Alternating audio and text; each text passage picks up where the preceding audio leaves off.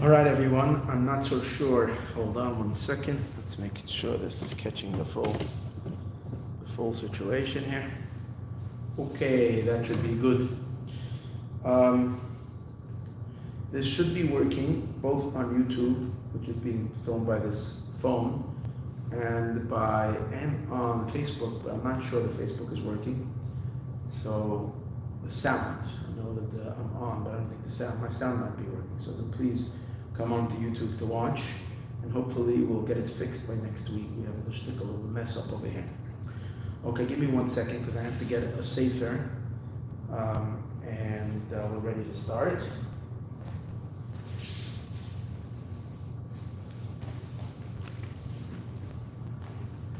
First thing first, if anybody wants to dedicate this shiur, post-shiur, please let me know. That could be a big zchus, whoever you want to do that for. Again, the shiur is still available for dedication. Tonight is, just give me a second, I want to find this. Oh, right over here.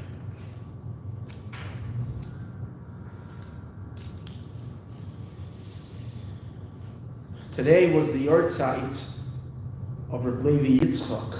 Hold on 1 second, I need to make a little bit of a fix on the mic.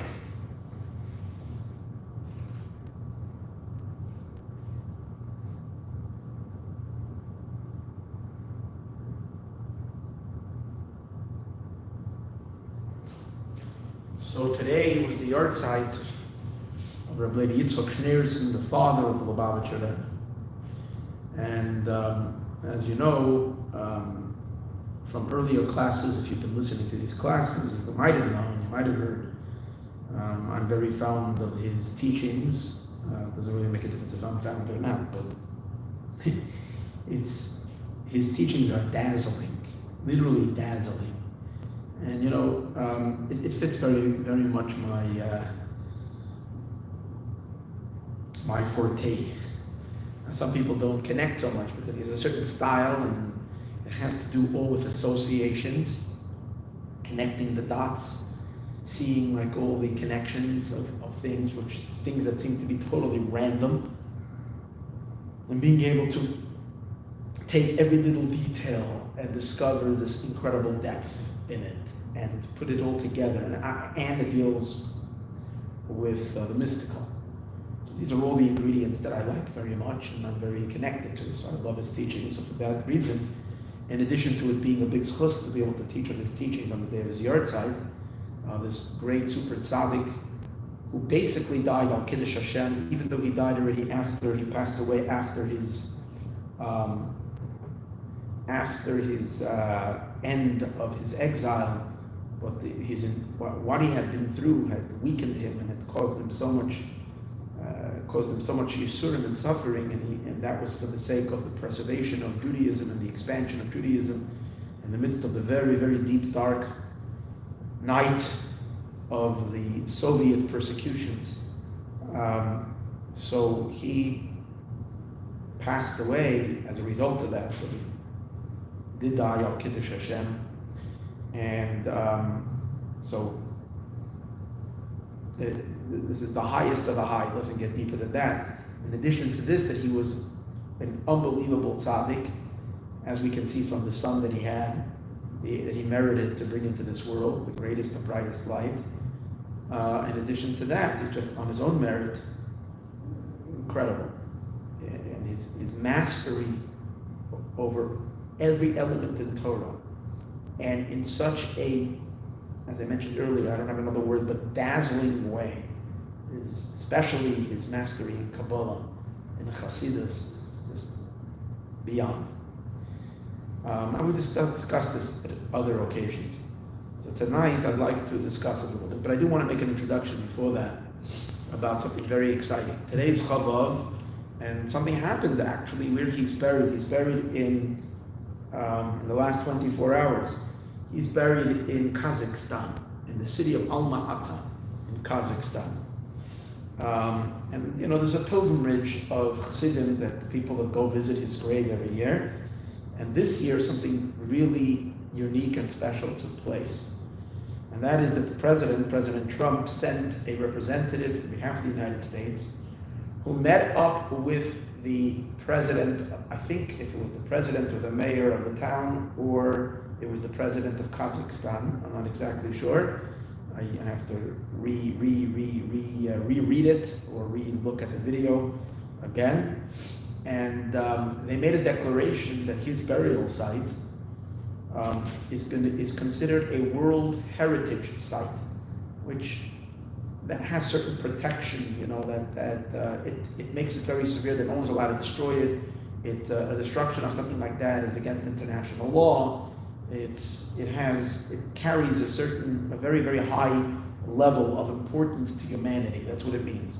It's considered a place that is devoted to all of humanity, that everybody should respect, that humanity wants to preserve. That's very, very, now, that's a big deal. So how much this is done by the World Heritage Organization, who they are, I don't know, and how much does the President of the United States have the authority of making such declarations, or, again, I have not done the investigation in this, I don't know the full weight and the significance of this announcement, but I am looking at it from a more spiritual perspective. And I think the timing is really, really, really important. Meaning this event is not just another nice thing that happened, that a great rabbi is recognized. That itself, especially a rabbi that was persecuted and died as a result of his persecutions. So this is a certain victory of the side of holiness. Well, what happened with the Soviets, what happened with communism, with Soviet communism, it's gone, poof, it's disappeared. And what Rabbi Yitzchak, the Rebbe's father, stood for is growing and flourishing, and so this is the triumph of holiness, of Kedusha over Klippa, over the unholy. That's of course, but it also, I think, has a particular significance right now. And Behagdim, this, I'm going to first preface the idea that this year is Tafshin Pei, and it's a year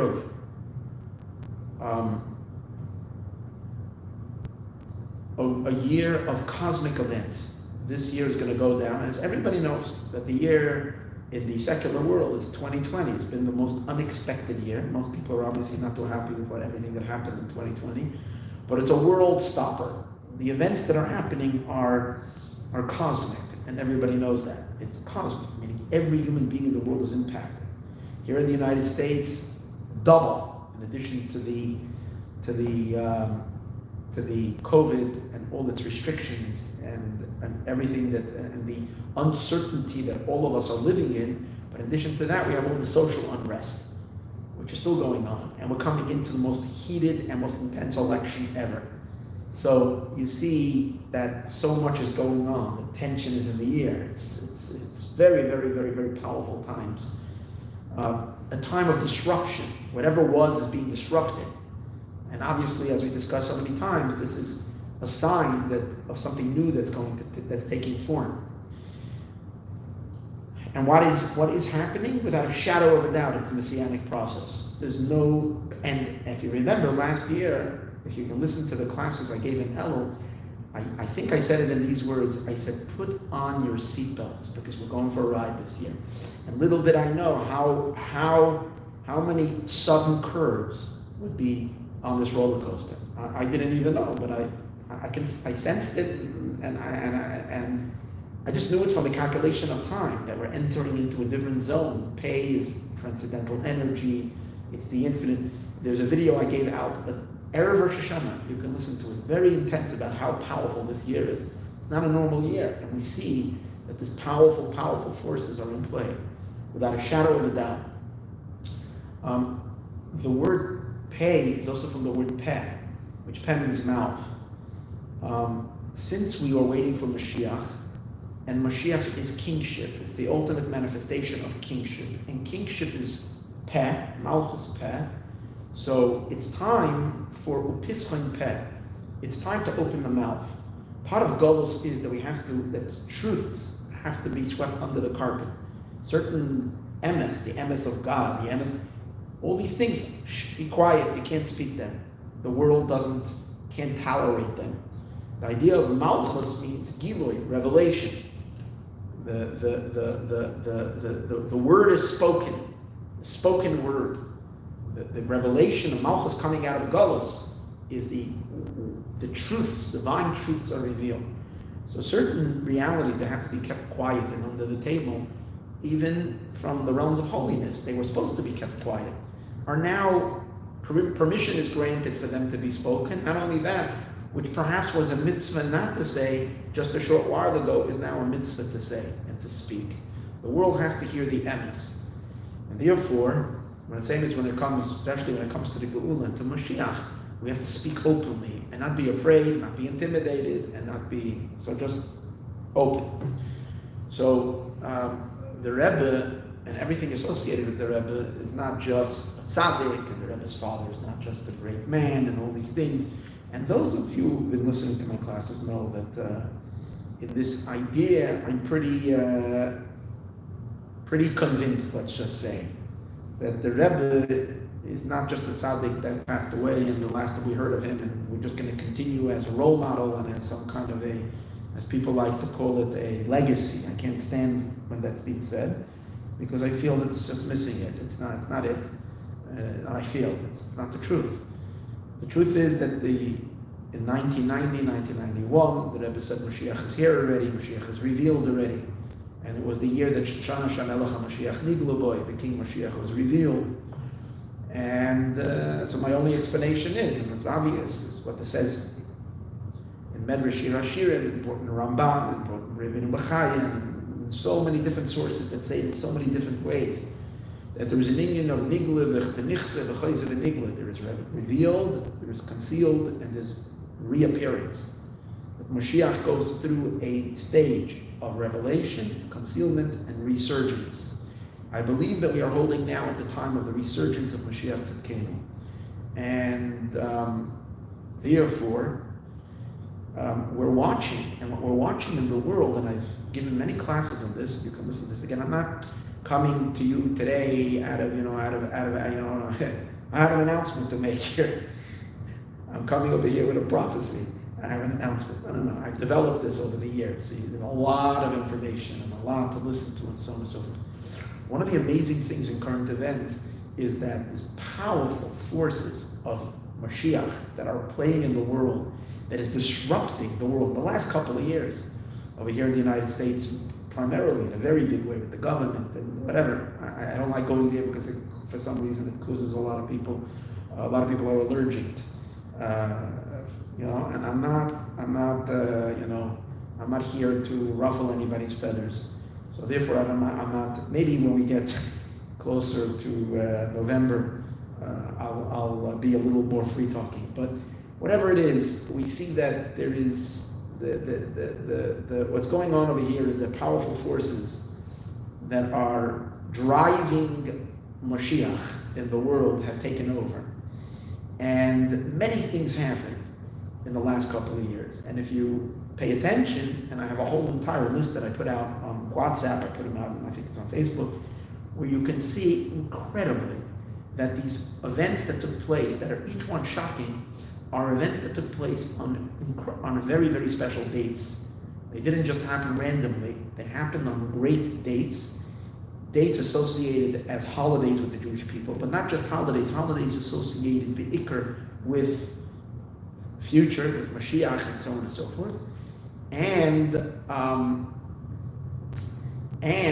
particularly deeply connected to Chabad and particularly connected to the Rebbe. So you see that who's behind it all.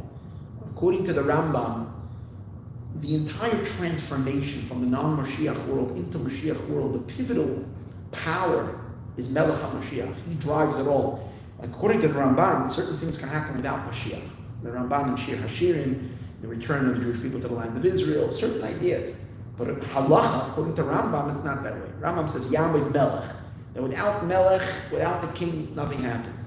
So when we see that on the anniversary of days that are associated with both the Rebbe becoming Rebbe, the Rebbe's birthday, the Rebbe's, and I mean, a whole list of things, There is amazing events that are happening. So I believe that the event today, with the announcement of the Rebbe's father as a World Heritage Site, is very significant, but I'll get to that in a moment. Just this year, talk about not ruffling people's feathers, but I'm going to do it anyways, the vindication of our current president that is being literally persecuted, where he's being the war against him is like relentless, like without a stop. And to me, it's a spiritual idea. It's nothing to do with his policies. There are others have policies. He's not as a monster as he's made to be. And the reason there is such a war against him is because he's paving the way for Mashiach. And there is a lot of resistance. Well, that's what it is. The power of the unholy is fighting him tooth and nail. The interesting thing is that, remember, when he was vindicated and the impeachment trial was over on the Yud Shvat, on the Rebbe, the day the Rebbe took leadership, 70 years ago, 70 years of leadership. And I think he's the Rebbe's man, that the reason he's been put in there. Again, we spoke so much about this, and that's not the purpose. Another thing that took place, this year we had Dida Natzach, the day the Rebbe won the trial, which was considered, every Chabad Rebbe had a drama. That was a personal war against him. So the previous, like the Alter Rebbe was in jail, Yitz Kislev, he was freed, and so on and so forth. So, and by the way, the president was appointed, the Electoral College voted him in on the 19th of Kislev, there too as well. His trial, his impeachment trial, started on Chav Dalatavis, the Alter Rebbe's Yortzeit. Just to put things that don't make any sense. If you're really honest and you sit down, and everything you can argue is random, but if you're willing to accept the idea of Hashgacha Pratis, then you look a little deeper. So one of the things that, Hey Tavis, the day of the Rebbe's, I'm talking about things that happened just this year. Hey Tavis was the day of the Rebbe's Bidon Natzach, when he won the trial regarding the books, which is a whole story, not for now. On that very day, the arch enemy of the Jewish people, Soleimani, was eliminated in this most magnificent precision strike.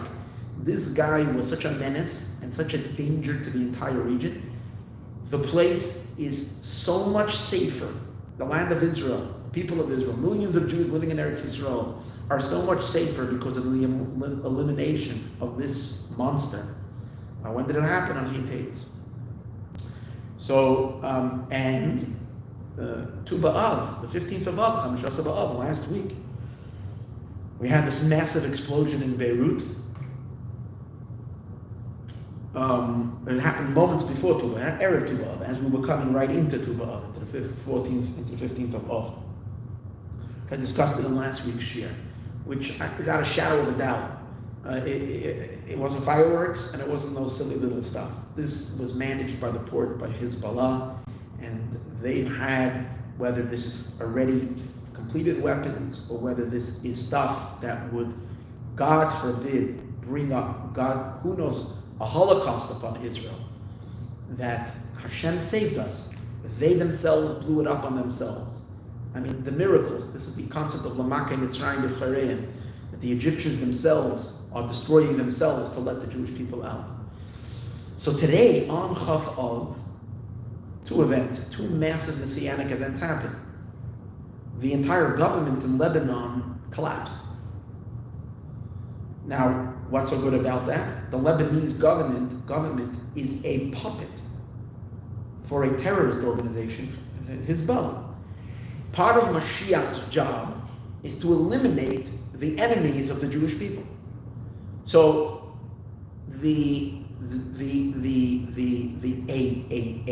here you have a legitimate government, but the legitimate government is just a legitimate face for a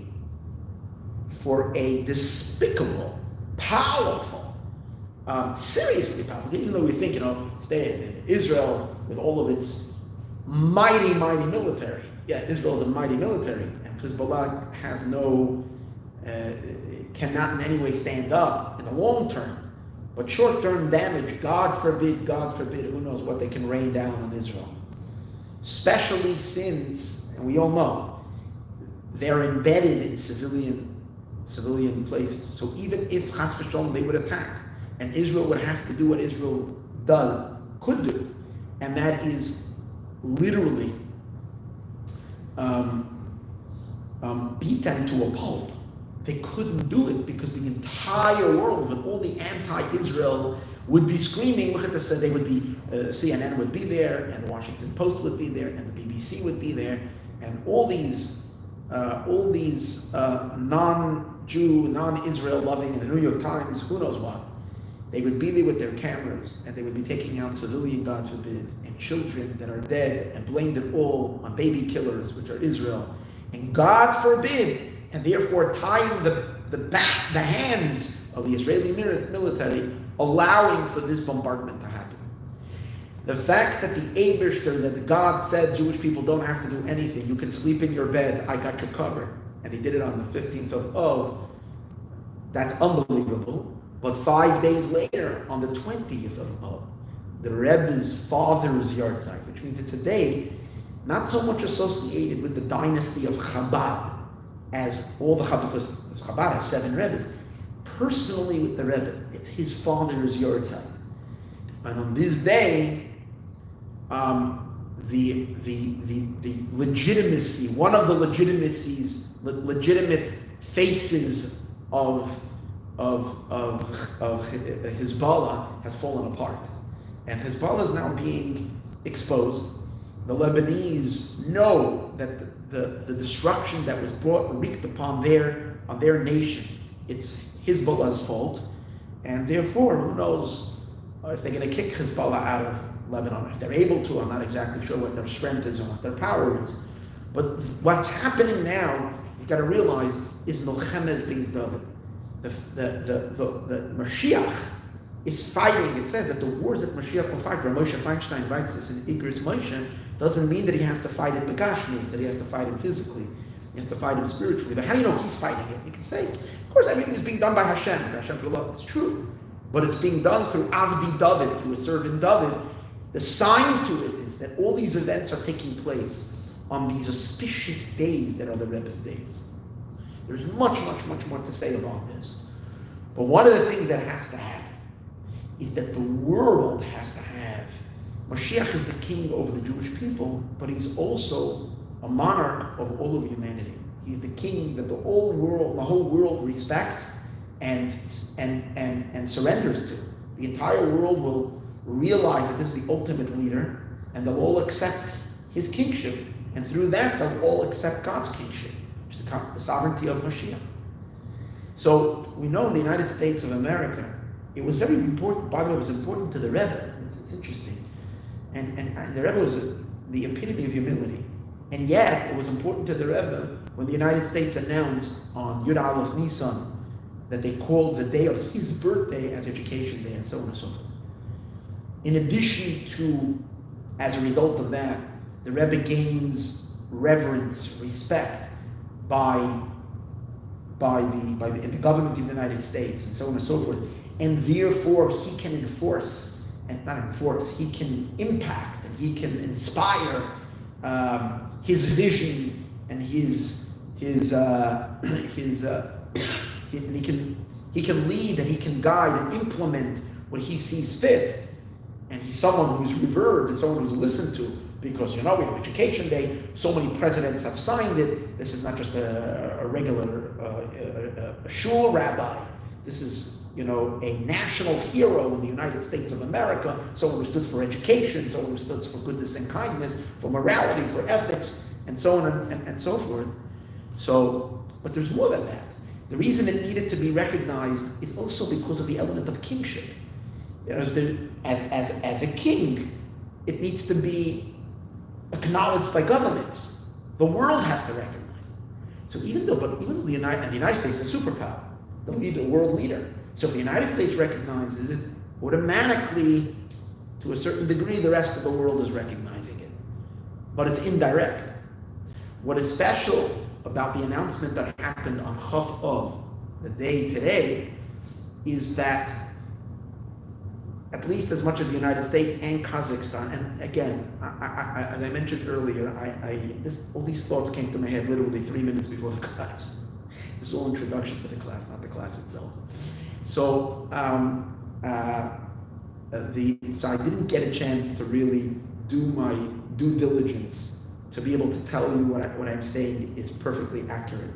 But the way it seems like from what I read, briefly, again, not researching it really well, is that this is now considered a World Heritage Site, which means it gains recognition by all of, it's global. And the idea of that is, now, so what's the significance? The Rebbe's father is now considered a global figure. Now, why is he considered a global figure? He was a great tzaddik, he was a great Kabbalist. The fact that he has the most spectacular Kabbalistic writings is not why the world recognized him. Most of the world has absolutely no clue. After Mashiach comes, maybe 20, 50 years down the line, humanity will catch up and they'll be able to read and understand his book. I don't know exactly at which point will they be able to reach. I'm talking about Gentiles and so on and so forth. The greater world will be able to read Likutei Levi Yitzchak. They didn't recognize him because of Likutei Levi Yitzchak. He's recognized because of his son, because he's the father of the Lubavitcher Rebbe. Now, why is that important for all of humanity? For the entire, why is that a world site? The answer is because the Lubavitcher Rebbe is someone who is respected, revered by all of humanity. He's a global figure. And that is becoming more and more pronounced and more revealed as we are getting closer to the moment of Mashiach's revelation. So therefore, this has become clear today. Now, I'm going to add another thought to it, a little bit more of a deeper thought. Why Dafka on the Rebbe's father's yard site? So, yeah, because his father is recognized. Because, and why is the Rebbe's father passing away on Chaf Av? Now again, this is my own thought. I did not see this anywhere, and this is my own thought. And again, it's not even an old thought that occurred to me as I was walking in the back of here, coming up to give the shiur. This last final thought came to my head, and that is that Av is father. Okay. Now he's the most important father, the most important father, because the greatest human being ever to live is Mashiach Tzidkenu.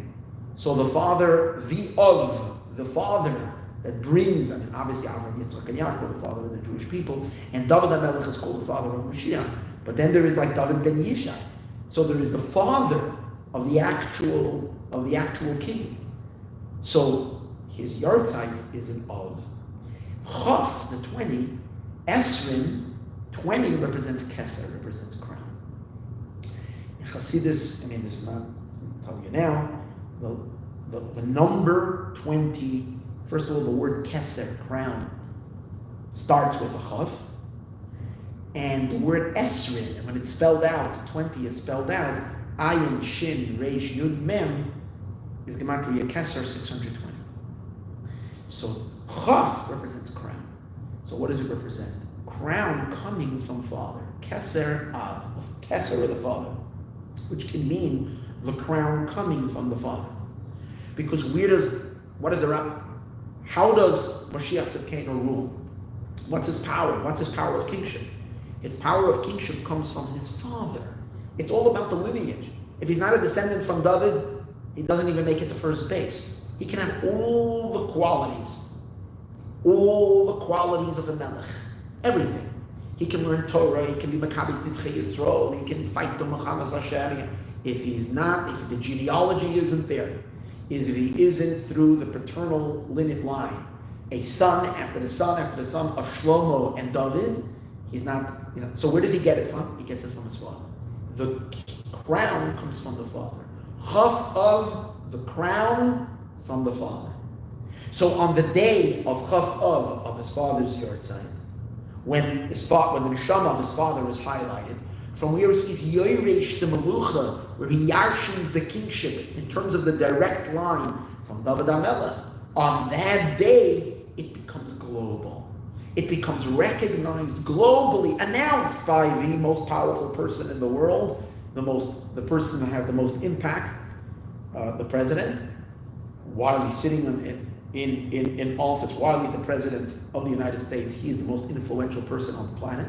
When he announces it, and it's a World Heritage Site, this is noigeya. This is important to the clarification, to the revelation, to the manifestation of Mashiach in this world. It's really, really, really, and at the same time, again, more Mashiach is revealed, the more the enemies of holiness and the enemies of the Jewish people and the enemies of Israel crumble and fall. And that's the reason on this very day, same day, Chav Av, the neighboring to Eretz Yisrael, the government collapses, falls apart, it's not standing. So these are just interesting thoughts regarding, by the way, the entire transformation of the Middle East. Just to show you, the entire transformation of the Middle East all began with the Arab Spring. The Arab Spring began with the beginning of the revolution of the Arab Spring. I saw this today, and I didn't check this up. So this is an unchecked fact, and someone sent it in a WhatsApp to me, and I didn't verify it, but it's so geschmack that I'm willing to say it, and I'll check it up later, and in the next class I'll tell you. I literally was going to do it seconds before the class, but I didn't want to delay the class. The entire Arab Spring began when? On Yud Aleph Shvat, Tafshin Ayin Aleph, that in 5771, I think that's the date he wrote, I think Tafshin Ayin Aleph, the beginning of that. Now I don't know what he calls the beginning. If it's when that person in Tunisia, when I think it was, maybe it wasn't Tunisia, it was a different country, set himself on fire, and that sparked the first riots, the first overthrowing. Whether I was in Yemen, I'm not sure where it was, and then it moved from place to place. The overthrowing of the Egyptian government happened on Zayin Adar. Again, the powers of Moshe Rabbeinu, the powers of the leader, the powers of Mashiach. Yud Aleph Shvat is the first day of the Rebbe. The Rebbe becomes Rebbe on Yud Shvat, but the Rebbe many times explained that his leadership really is associated to number 11, to Yud Aleph Shvat. So again, we're seeing the dominance, the dominant factor. And again, what I am saying, I'm not basing on these little remazim.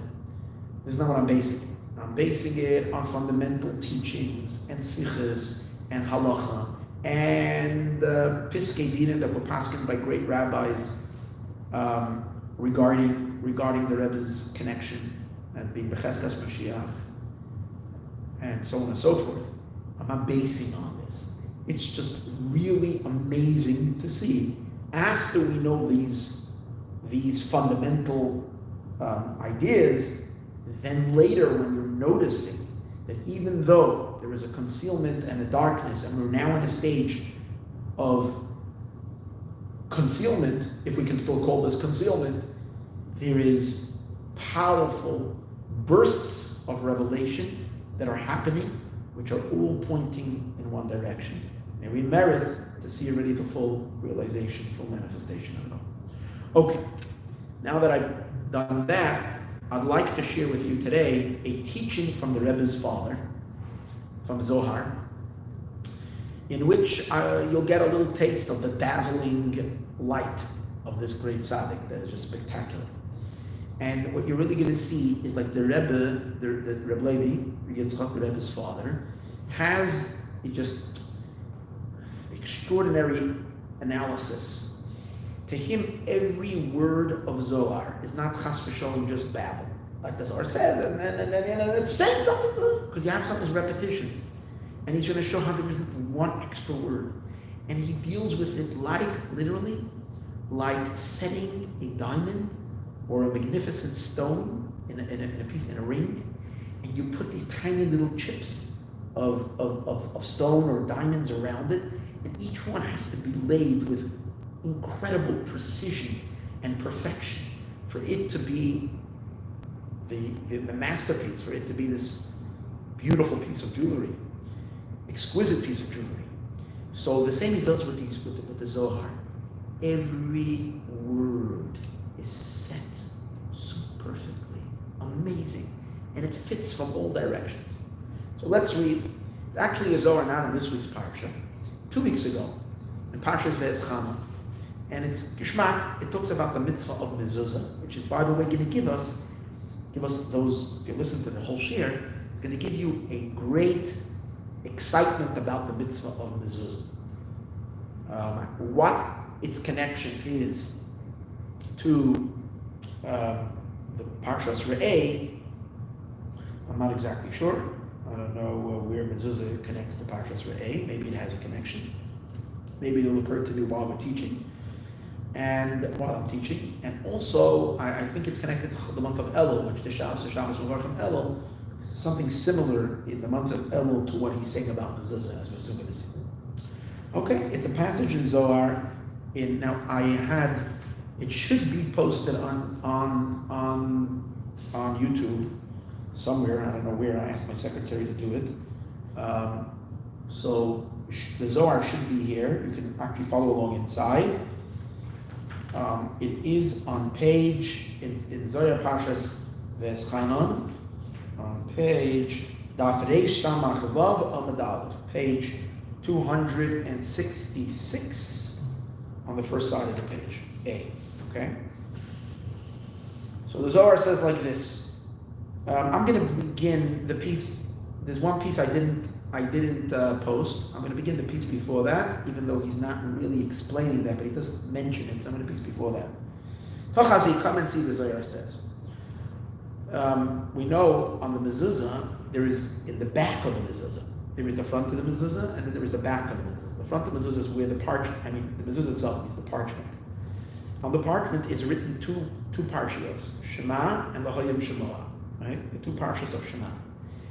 On the back side of the mezuzah, between the parsha of Shema and V'Ahavta and V'Hayim Shemoah, there is space.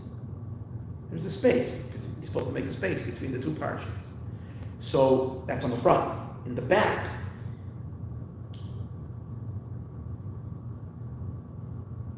opposite that space, which is literally in the back of the paper, where on the other side is the space between the two parshas, is written Hashem's name, Shakai, Shin Daled Yud.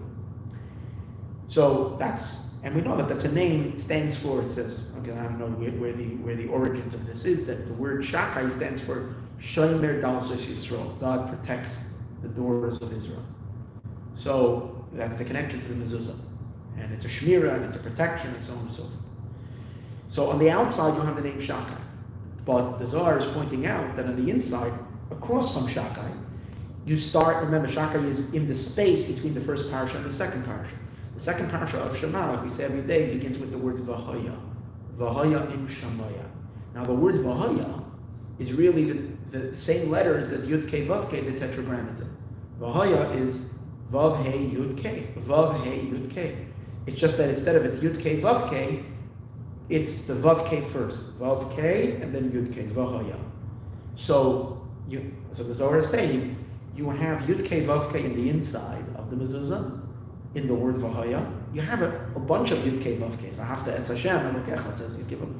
But particularly you have the word V'Haya, which is a Yud Kei Vav Kei on the inside, and you have the name Shakai on the outside. So the Zohar says, Tachazi, V'Haya, Shema Kadisha Mitaka Le'ela, is the holy name of God, but it's from the bottom up, because as we said earlier, it's not spelled Yud Kei Vav Kei, like the direct path of Yud Kei Vav Kei, it's spelled Vav Kei Yud Kei.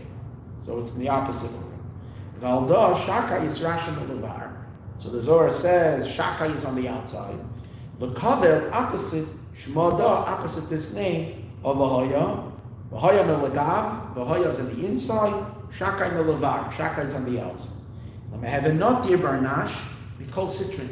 So that a human being, the Yid, the person living in the house that's protected by the mezuzah, that has a mezuzah, should be protected from all sides. Melagav, from the inside, we need protection in the house also. Shouldn't be any accidents.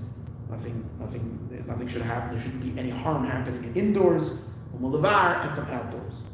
So Rabbi says, Kama chayolim kadishin zaminin b'hi shaita. How many armies are prepared, are ready, are present at the time? The onach barnash mezuzah l'tari. Isn't it amazing? The Zohar says secret. When you're banging on a mezuzah, there is how many armies, holy armies are there. Kulu machrizi amri. They all announce this powerful announcement by by armies of holiness, which we are completely oblivious to. We're standing there knocking a mezuzah. But really what's going on is the armies of holiness are standing right by, and they all announce, Zahar Sha'al Hashem. This gateway is to God. That means this is a protected place. This is Hashem's entranceway for going. Okay, this is the piece of the Zohar that's introductory to the piece that I wanted to share with you, which Rabbi Yitzchak explains. The Zohar continues. How fortunate is the lot of the Jewish people. Yisroel, the Inon b'nei Malka Kaddish, because the Jewish people are recognized. It is recognized that the Jewish people are the children of the Holy King. No, how virtuous are the Jewish people? That they are marked. It is recognized. The Moed means it is known, it is revealed, it can be seen that they are the children of God, and therefore the Hakili is Rishimu Minei, because they are marked with the king's markings. We are all marked with godly markings. Hashem has marked us with his markings. Where do we have all the marks in which we are marked with godly markings? It's Rishimu Bigufayu B'Rishimu Kadisha. We are marked on our bodies with a holy marking, referring to the Bris Milah. Bris Milah is a marking that's on the flesh, on the body of the person. It's Rishimu B'Levushayu. We are marked on our garments, B'Itufayu the mitzvah, with the wrapping of the mitzvah. That's the talis, that's the tzitzis. Or we wear the fringes on the garment. When a Jew walks on the street and he has his tzitzis marking, hanging, everybody knows he's Jewish. And they say, oh, that's Hashem's marking. This is godly. Right? Isrishimu b'reishayu b'bati t'tfilah b'shma d'maraya. We are marked on our heads with tefillin, with the name of our master. The name of Hashem is on the tefillin. The pasuk says, "V'ro kol amei haaretz." The nations of the world will see Kishem Hashem Nikra Alecha, that the name of God is called upon you. So the sages say, Eilu tefillin shebarosh. These are the tefillin, v'yarmim that can fear you. So the sages say, Eilu tefillin shebarosh. These are the tefillin on the head. These are the shalosh tefillin. So we're marked, another marking on our head. So far three. We have a marking on our flesh, the bris milah. We have the tzitzis in our garments. On our head we have a crown. The Zohar doesn't call it a crown. The Zohar says we're marked with these batim, these boxes of tefillin that's on the head. It's Shemiu b'yadayu, and our hands were marked. B'retziyu de kedusha, holy straps, the holy straps of the tefillin shel yad, the hand tefillin. It's Shimu bin Sanai. Here's a strange one.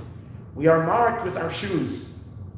B'misana the mitzvah, with shoes of a mitzvah. Which doesn't really say. And Rabbi Yitzchak is going to explain what. I didn't get a chance to look this up in other mafarshim of Zohar, what they mean, the shoes of mitzvah. You can say it's referring to the mitzvah. There's a mitzvah that we do with a shoe, and it's a chalitza. That when a man is supposed to marry, when a person dies without children, so the man's brother is supposed to marry the widow, his sister-in-law. It's called yibum. If he doesn't want to marry her, then it's a whole process called chalitza, where she takes off his shoe, she ties his shoe, she removes the shoe, and then she spits on the floor. She says he doesn't want to be meyabed, he doesn't want to marry me.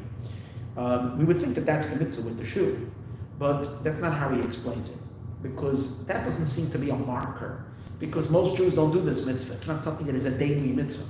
He says it has to do with wearing shoes. And what's the mitzvah about wearing shoes? Let's leave that for a little later. Okay, we're going to get to that. But there's another marker, and that's the marker of our shoes, wearing shoes.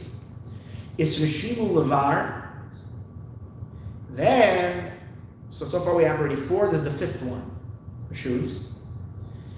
Mila, tzitzis, head tefillin, hand tefillin, shoes. It's Rishimu Levar. Again, we have to say, so what's so special? It must be that we have Jewish shoes, because everybody wears shoes. Special type of shoes that is marking us as you can tell that this is a Jew. It's a Shino Lebar Izriya B'chatzana. We are marked outside in the planting in the field. What does this refer to?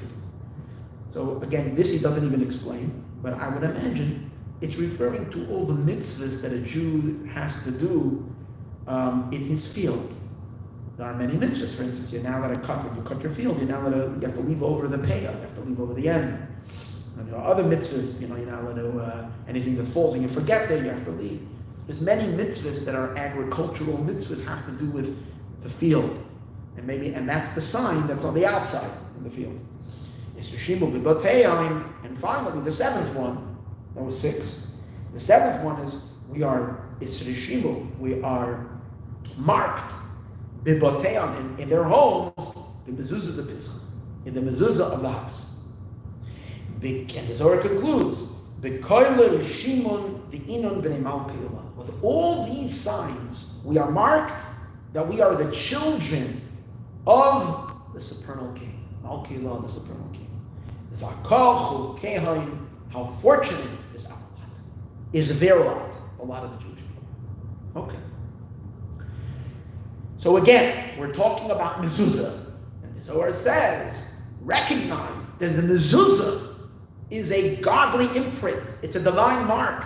Hashem is giving us a symbol, a royal symbol. The Zohar says, how fortunate are the Jewish people that we can see that we are princes, children of God, is that we have 7 markings. 7 markings, identification marks, that identify on our home, which is the mezuzah, in the field, on our shoes, in our flesh, on our garments, on our head, and our arm, surrounded with markers that this is the royal family. Okay, that's the idea. Rabbi Yitzchak asks a simple question.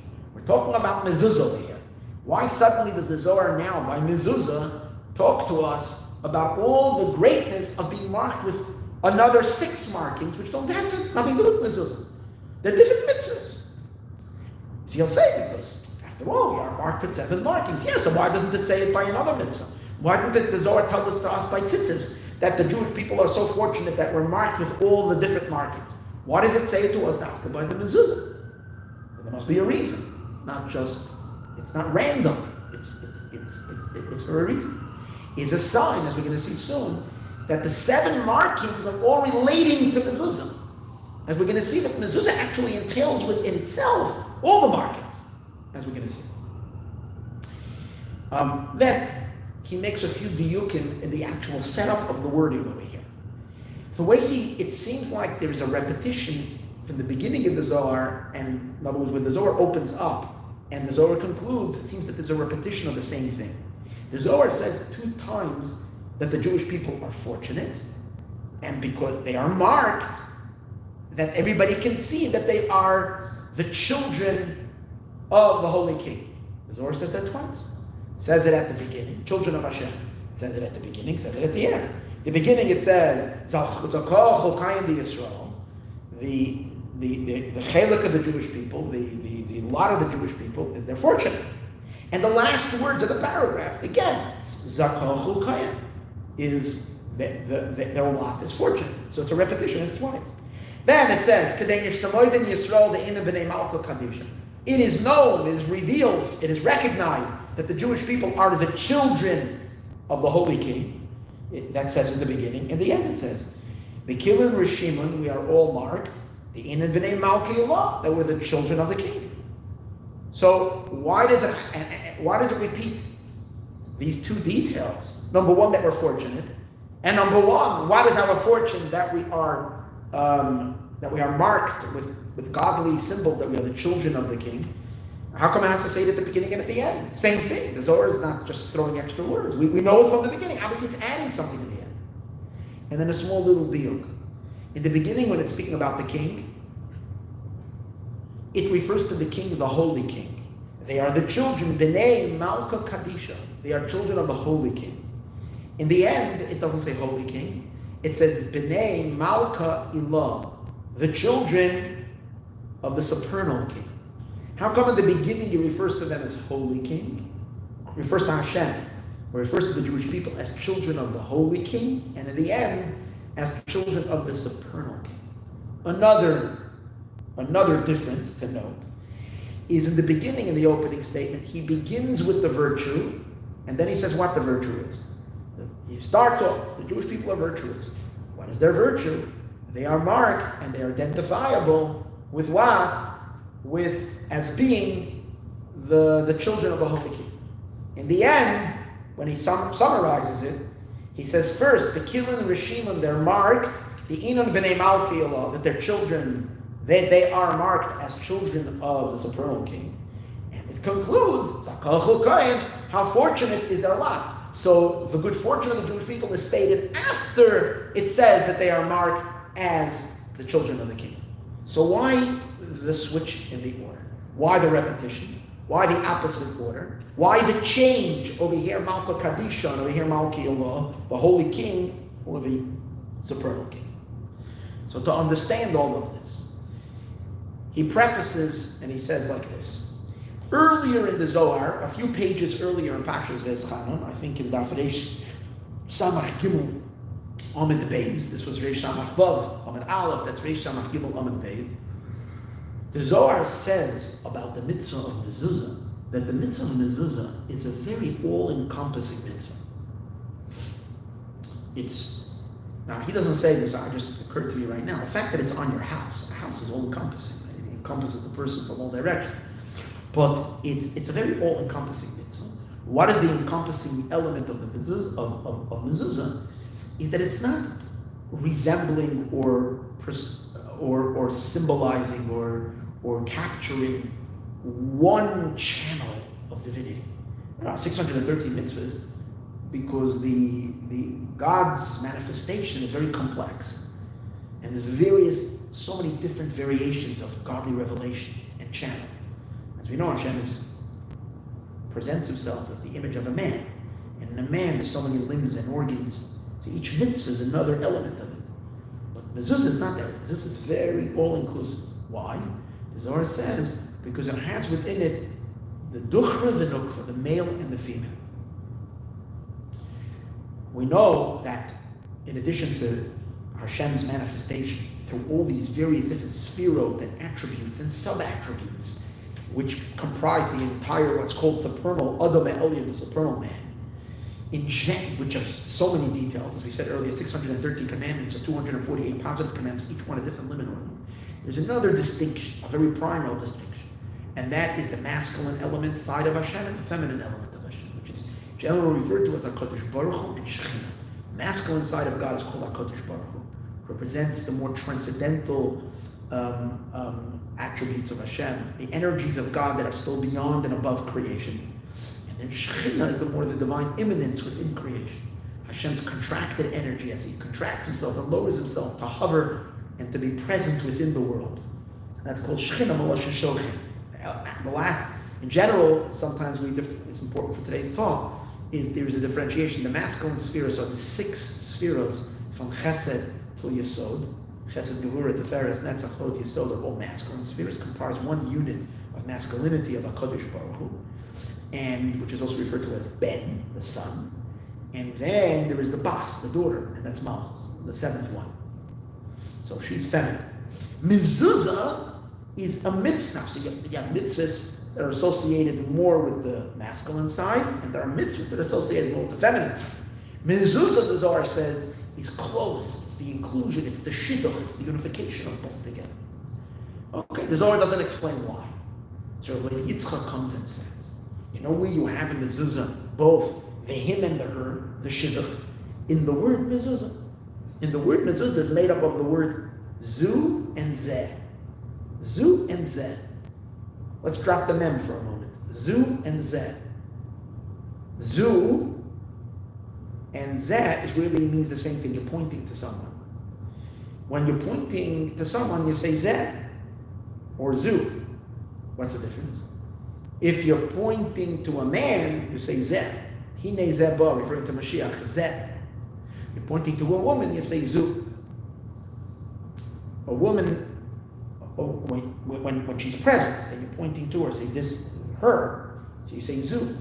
If you're familiar, we know by when you write a Tanoim, a marriage contract, not the ksuba, the Tanoim, the engagement contract, it says, V'al yavrichu loizem mizu v'loizu mizeh.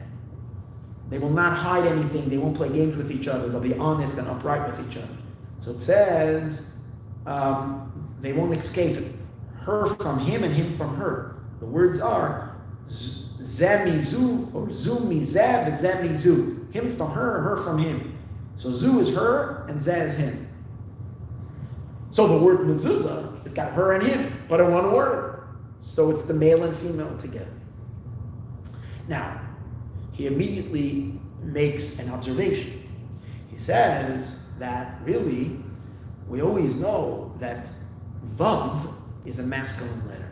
Hey is a feminine letter. For example, if I'm saying lo with a vav, it means to him.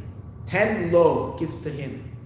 If I want you to give it to her, I say 10 la. I add a hey makes it feminine. A vav, vayavoi, means and he came. Vayava, vayavieho, is that she came. So hey is feminine. So, but here it's interesting. In the word zu, it's got a vav, which is masculine, but yet we use zu for feminine, for the woman. Zeh, which has the hey, which is the feminine letter for the man. So he makes that observation, and he asks the question. And he answers it based on a Gemara in Masechtas Shabbos, something to do with an aruga, that the letter vav and the letter hey can switch in terms of its masculinity and femininity for a reason which I'm not going to get into right now. Okay, so let's hold that. But it is good. But we're going to come back to the explanation of why the vav, the male vav, is in the female word, and the female hey is in the male word of zeh. Okay, we're gonna explain that. We're gonna give an explanation to that a little bit later. But for now, the zuzah is a couple, zu and zeh together, and obviously it means a married couple. And you can say perhaps, in fact, a married couple living again. This I'm adding. A married couple living in a home together, so that both male and female living in the house that has the mezuzah, the Jewish home made up of a man and a woman. As they get married, they live together. The Av or Ach or the Show and the Zu and the Zet live together. But we understand that it also means the divine couple, HaKadosh Baruch Hu and Shechina, is Zu and Zet as they're unified, as they're joined together. Okay. But what's the mem doing here? There's a mem in the word. The first letter, the first letter is the dominant letter. Most of the word is Zu and Zet, but the mem is an important letter because it's the first letter. What's the mem doing? So here, Rabbi again in his genius says very simple. A man and a woman to come together and live together, it's a shidduch. Where does a shidduch start? Where does the shidduch start? Oh, a shadchan. Yeah, you need to have a good matchmaker, but who's the ultimate matchmaker? God is the matchmaker. And when does God match up the male and the male and the female? Before the boy is born. Before the boy is born, there is a baskol, there's a heavenly voice that it decrees from above. Bas ploni leploni, that the daughter of this person, now she's maybe not even in the world, she's not pregnant, she's not even a concept yet. Maybe she's a few years younger than him. We say the daughter of so-and-so, okay, bas ploni, the daughter of so-and-so, leploni. I just had a thought that occurred to me. What happens if a person is marrying someone, a girl that's much younger than him, or even her father wasn't born yet when this boy is born? This man is born. Okay, so let's say he is 30 years older than his wife. So when he's born, even her father is not born yet. So how do they announce the daughter of Ploni when Ploni doesn't even say? The reason I always thought you say Bas Ploni, the daughter of somebody, is because you can't say Ploni. Usually the man is, in most marriages, the man is a little older than the woman. Again, we can't. But that's the way, at least traditionally in Jewish worlds, usually the boy is a little older than the girl. And I think in most other marriages as well. In any case, so you can't say her Bas Ploni Le Plonis because she's not even here yet. So you say Bas Ploni, the daughter of someone. But what happens if the father is not even on? Good question. I just thought of it right now. In any case, but where does it all start? It starts, the ultimate shadchan is the announcement that's made. When is the announcement made? 40 days before the boy is born. Mem. So the shidduch begins. So you see something about 40, we're going to see. But there's something about mem, 40, that originates the shidduch. So in mezuzah, in order to have zu and zeh getting married and have a chasana, you need to start with the mem yom that happens before. To take it further, the connection of the shidduch and what's the first shidduch in the Torah? Where you actually have a shadchan going there and turning over the world to make a shidduch. And the quintessential marriage of the Jewish people, which all marriages are based on that marriage, is Yitzchak and Rivka. When did Yitzchak marry Rivka? When Yitzchak was 40 years old. Yitzchak ben Arbaim Shanai, Yitzchak was 40 years old, Bekachta is Rivka. So here you see that Zu and Zeh, male and female together, related to the men. But what really is, okay, so we find men there, but what really is the deeper concept behind it? What's the soul of it? What's the neshama? What's the reason for it? And that is because in order to bring man and woman together, the power of that is the chuppah. There's a high, because men and women are opposite, right? Completely opposite. Physiologically, mentally, emotionally, spiritually, on every aspect. So how will they live together and become one? So there has to be a very great power that transcends them both, and that's the chuppah. This chuppah that surrounds them comes from, the level that it comes from is from the level called mother, bina. Now we said before that there is son and daughter, which actually in this case is chassan and kala, because in this dynamic, brother and sister are getting married. I know it's incest and a forbidden relationship, but in the spiritual, godly realms, the marriage is taking place between brother and sister. So they're called son and daughter. And the power to unify HaKadosh Baruch Hu and Shekhinah and Malchus, the Ze'er Rampin and the Malchus, is from the chuppah, and the chuppah comes from within the spherotic range, above the masculine manifestation of God and the feminine, called HaKadosh Baruch Hu and Shekhinah, stand another two spheres called father and mother, Chachma and Bina. Very important for the later understanding of the other parts of the Shia, Chachma and Bina. So Bina is the source. Bina provides the chuppah. Where do we see that? He doesn't bring it here, but I'm just making association. It says, Se'ena Arena go out to see B'melech Shlomo and King Shlomo, Ba'atara she'itru lo imai, and the crown that his mother gave him, the crown is the chuppah. Now, who gave him the crown? His mother gave him the crown. And when did she give him the crown? The Yom Chasanasa in the day of his wedding. Now we know Melech Shlomo is referring to HaKadosh Baruch Hu. When HaKadosh Baruch Hu marries Knesset Yisroel, when HaKadosh Baruch Hu marries the Shekhinah, when they get married, that's called Melech Shlomo. Where does he receive the crown, the chuppah for the marriage? The Yitro Lo Ima, he receives it from his mother, Bina provides it. Now Bina is number 40. As we know, when does the Bina kick into a person? Ben Arbaim Bina, the sages say in Pirkei Avos. There's different ages when you attain certain levels, spiritual levels. When you're 40, you're going to develop your Bina element, your level of understanding. So Mem, from the word Mezuzah, is indicative of the power of Bina from where this union comes. More specifically, he says, in Bina itself, the chuppah, the unification that's driving the man and woman together, is in the level of Bina called Tevuna. Bina, there's two words for Bina. There's Bina and there is Tevuna. Bina is Bina itself as a more abstract power of intelligence. Tevuna is the power of Bina as it already lowers itself down to become a facilitator and a director of emotions. Because why is Bina called mother? Because she gives birth to emotions. The emotions are the 6 masculine emotions and the 7th feminine emotion. And to join the emotions together, the whole marriage, the shidduch between the two, these two dynamics of Chachma, of Zah and Malchus, of HaKadosh Baruch Hu and Shekhinah, is provided from Bina. But what element of Bina? The Tevuna element of Bina. That's why it says that the word Tevuna, which is again the intelligence as it's descending towards the emotions, has the word Ben, Bas and Ben in it. The opening words of the letter of the word Tevuna is Bas, because Tevuna is tough base. You make it backwards, you have the word Bas, which is daughter, and then you have a Vav, and then you have Nun Hey. So you count the bays twice for bas, and then you have ben. Bas and ben, because the word tevuna is the source for this marriage. The mem, when we say ben arbon, the mem is primarily indicative of tevuna, and that's why the mem is that source of the shidduch for zu and zeh, for the two powers of mezuzah. Now it's interesting. In the word mezuzah, who is first? So it's women first. It's interesting. In the word mezuzah, the zu, which is the woman, is before the zeh. Why is that? Why is the zu standing before the zeh?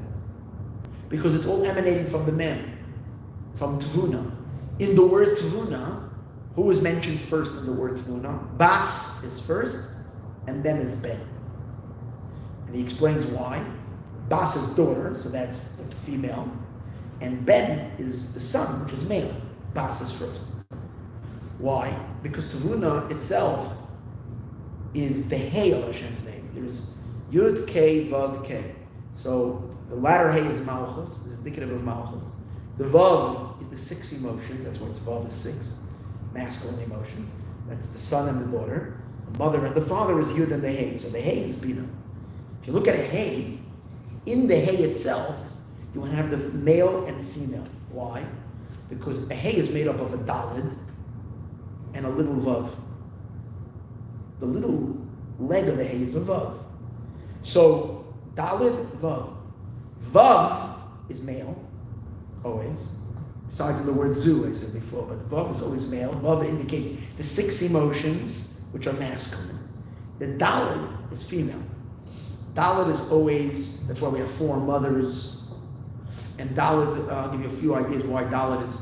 Dalid comes from the word poor. Female represents poverty in the sense that she's a recipient, she's receiving. She's the keli, she's the recipient. So the word dalid. Dalid and hey are both female letters. The woman, as she's single, is dalid. When she receives from her husband, when he transmits to her, she gets that vav, which is given to her from the mashpia, from the gimel. The gimel has a little steps, its front leg walking outward. That's that he's mashpia. The male is giving to the female. When she receives it, she becomes a hey. So whatever it is, daled and hey are both feminine letters. Vav is male. But in the word hey, who's first? The daled is first, and then is the vav. Female first. And that's why in the word tevuna, bas first daughter, then ben. It translates into the mezuzah that the zu, which is the woman, is first, before the zeh, before the man. He doesn't explain why, but could be it's related to the idea that after Mashiach comes, the ultimate state will be the woman will be higher than the man. Eishes chayil ateres b'ayla. That could be what it is, but he doesn't explain, so I can't say that on my own. Okay, so this is where you see how mezuzah represents this combination of male and female, and the mem is the source of this unification. That's and see the importance of mezuzah just for shalom bayis, for finding a shidduch, for all these things. Mezuzah is this idea of the joining and fusion. Now let's take it further. Besides the name of the mezuzah, there's the content of the mezuzah. What's in the mezuzah? In the mezuzah, it's written 2 portions of the Torah. Shema, v'ahavta is one, and then Maayon and Shemaya, the second portion of the Shema. These 2, one is male and one is female. The same idea of zu and zeh is in the inner content of the mezuzah. Because we know v'ahavta is chesed and Maayon and Shemaya is gevura. V'ahavta is kindness and Maayon and Shemaya is gevura.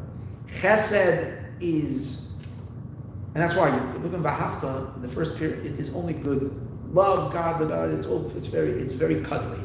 Love Hashem with all your heart, with all your and just a few mitzvahs is only nice talk. In the Maayon Shemaya, it starts nice. If you'll listen, you'll. But if you won't listen, God is already going like this. So there is the element of fear of Hashem in Maayon Shemaya, which is associated with the left side. Chesed is associated with the right side. Now we know that the right and the left is also, the right is masculine energy. It's a flow from up down. And the left side is feminine energy, which is bottom up. The recipient rising to the, that's why the right side is water flows down. And the left side is fire. Women are more fiery. Men have more of a watery composition. So water and fire, the right and the left. Va'afta is the zeh, and v'haya shemaya, which is the left side, is the zu. But here you see an interesting thing, which will explain the zu and the zeh, why they flip over in terms of their masculine and feminine trait. He's a vav and he's a hey and she's a vav, because it says an interesting thing, that if you look at V'hafta, even though V'hafta is the parsha of chesed, of kindness, it says in Kabbalah that there are 42 words in the parsha of V'hafta, not including Shema Yisroel, I think. If you read V'hafta, until the word Uvisharecha, there's 5 psukim. The 5 psukim have 42 words.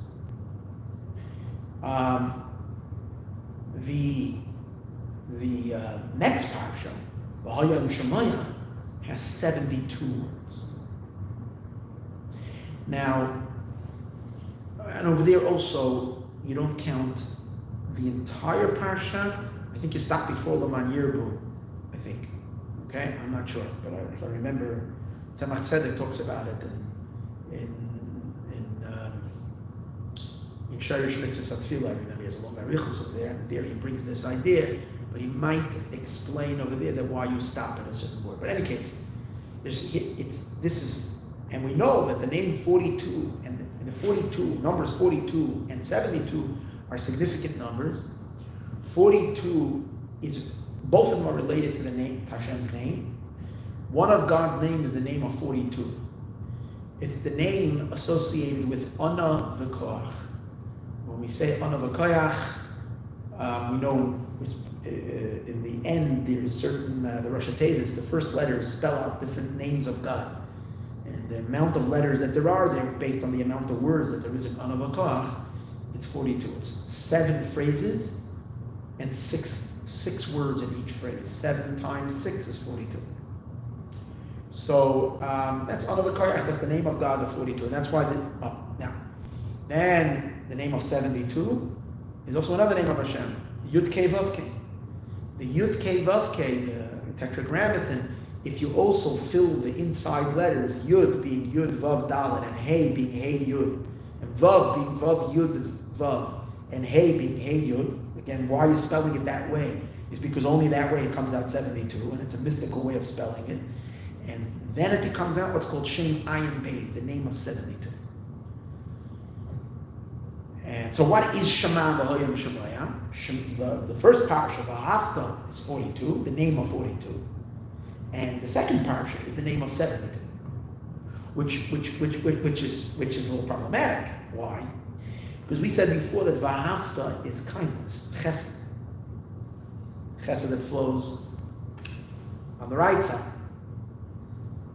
Kindness, and which is flowing downward. V'Hoyam Shemaya is fear, and it's the left side, which is up, rising energy. Yet we know that in the names 42 and 72, it's the opposite. The word chesed is gematria 72. Ches samach dalet is 64 plus 8, 72. So 72 is chesed.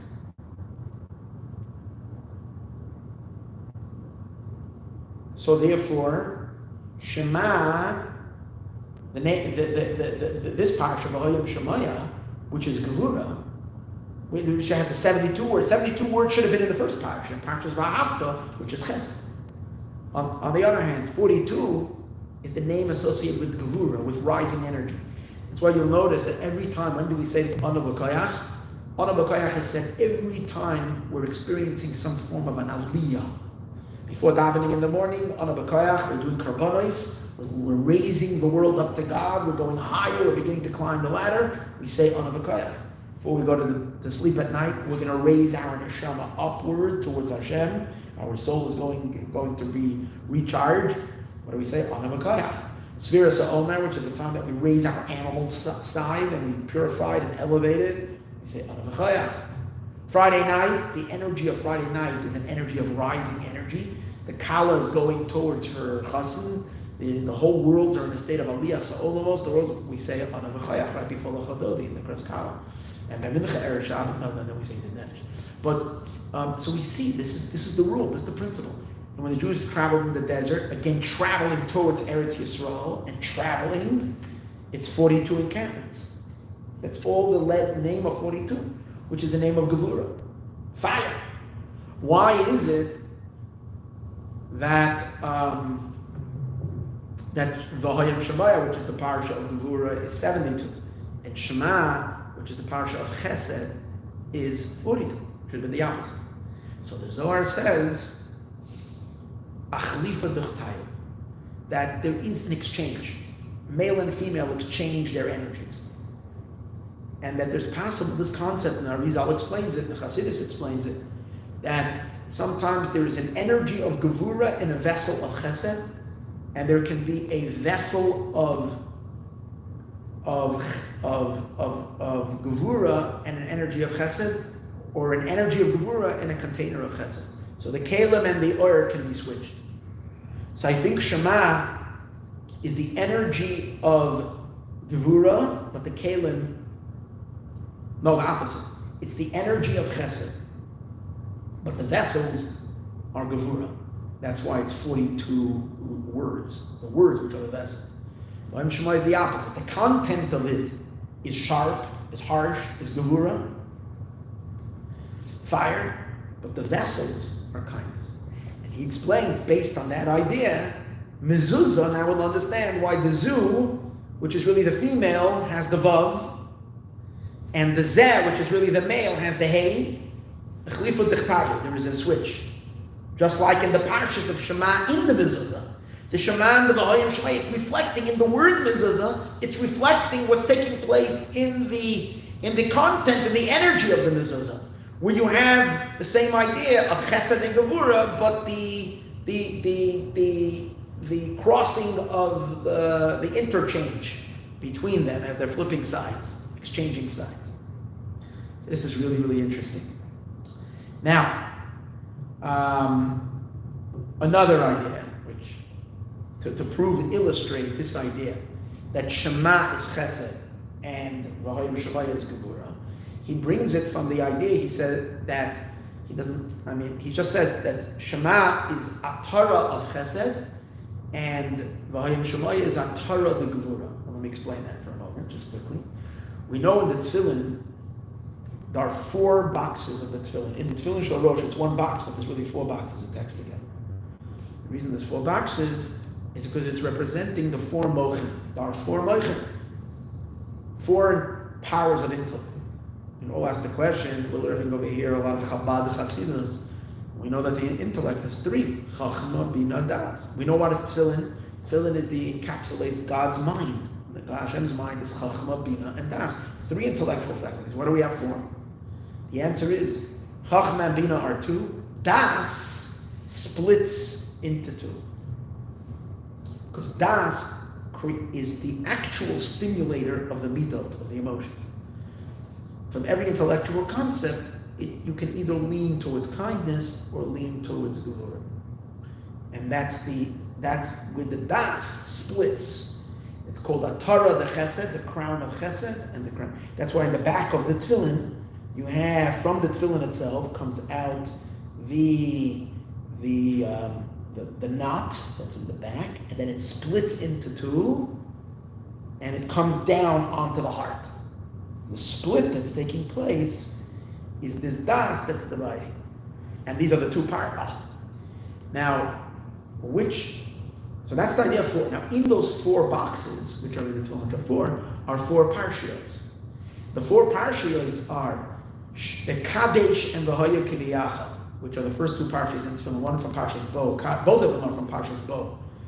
Those 2 parshios represent Chachma. Kadesh is Chachma. Kedusha is associated with Chachma, as we discussed many times. V'hoya kiviyacha is bina. Shema and V'hoya and Shemaya are both das.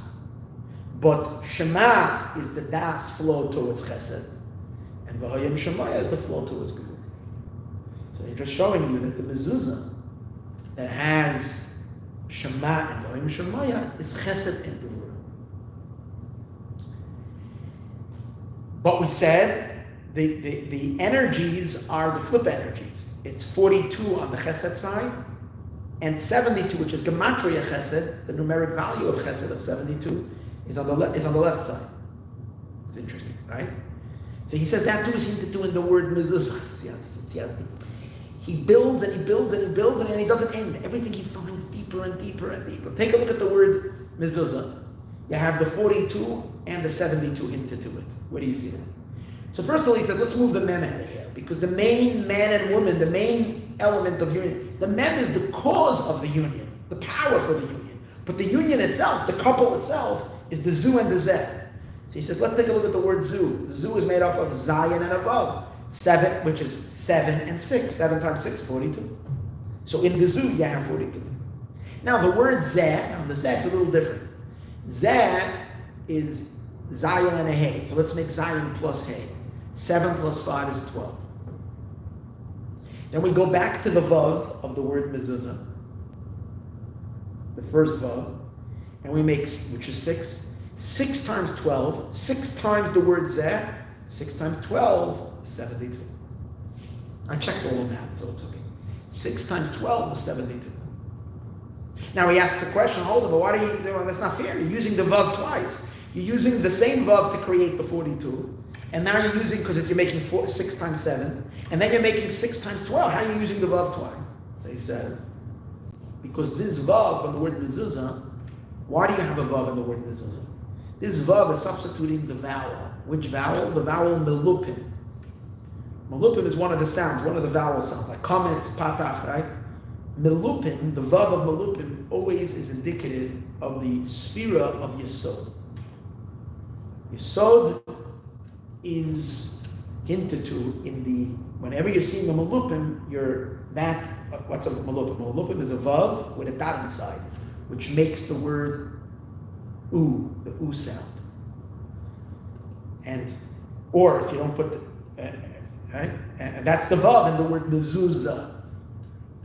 Yisod is a power that Yisod is the sixth sphera that acts as the attacher that attaches male and female. It acts as the unifier of both. So therefore, and like it says in the pasuk, when we list all the spheroids, we say L'cha Hashem Hagedula, La Gevura. Hagedula is Chesed, Gevura is Gevura, Tiferes. V'Netzach V'Hoid. We don't say Yisod. We say Kikol B'Shamayim U'Ba'aretz. L'cha Hashem HaMamlach. We mention Malchus. What happened with Yisod?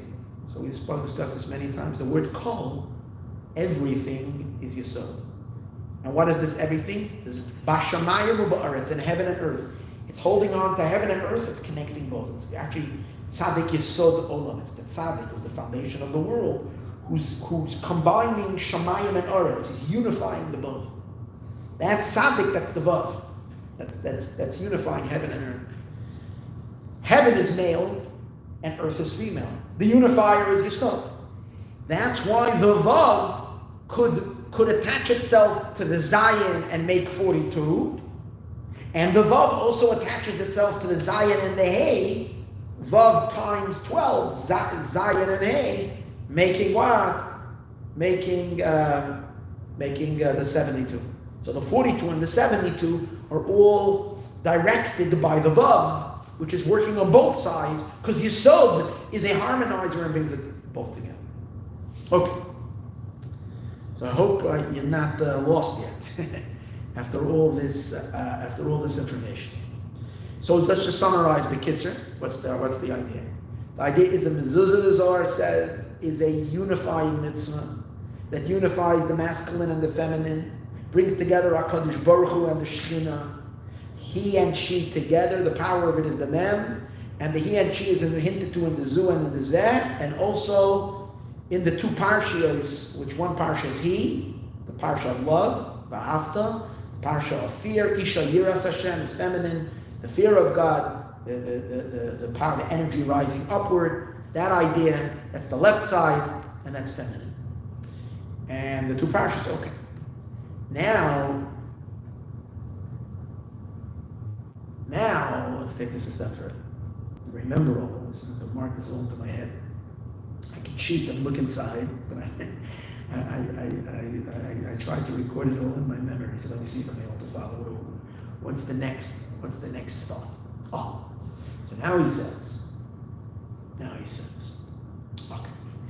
Being that mezuzah is the unification of the he and the her, the male world and the female world, the seven in the Zohar, what is he going to continue on? He's going to continue on, he's going to give us, there are 7 markers that mark the Jewish people. What are the 7 markers? Remember? The bris milah is one marker. The tzitzis is the other marker. The tefillin of the head, the tefillin of the hand, the shoes, the mitzvahs that are done in the field, and the mezuzah. So we have 7 markers.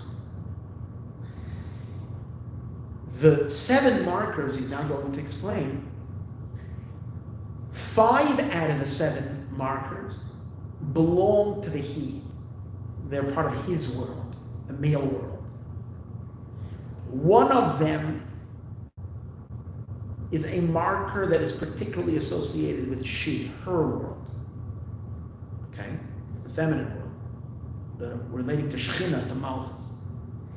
The mezuzah is going to act as, since mezuzah brings the he and the her together, that's why the mezuzah is the one that joins, that brings together the him and the her, so it's going to bring the 5 and number 7 together. Number 6 brings the 5 and the 7 together.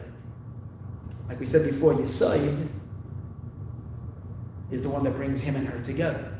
So the mezuzah, soon to see later, is going to be indicative of the element of Yisod that causes this yichud, this union between him and her. So it's going to bring, but to understand this, he says, here's an important next idea, and this is an important idea. And that is that in the world of godliness, we know there is what's called the Rishis HaYachid, the private. He doesn't bring this nekuda exactly, but I'm just using this as to explain it. There is the private domain, and there's the public domain. Private domain means the world of unity, where it's experienced and felt that there's nothing but God.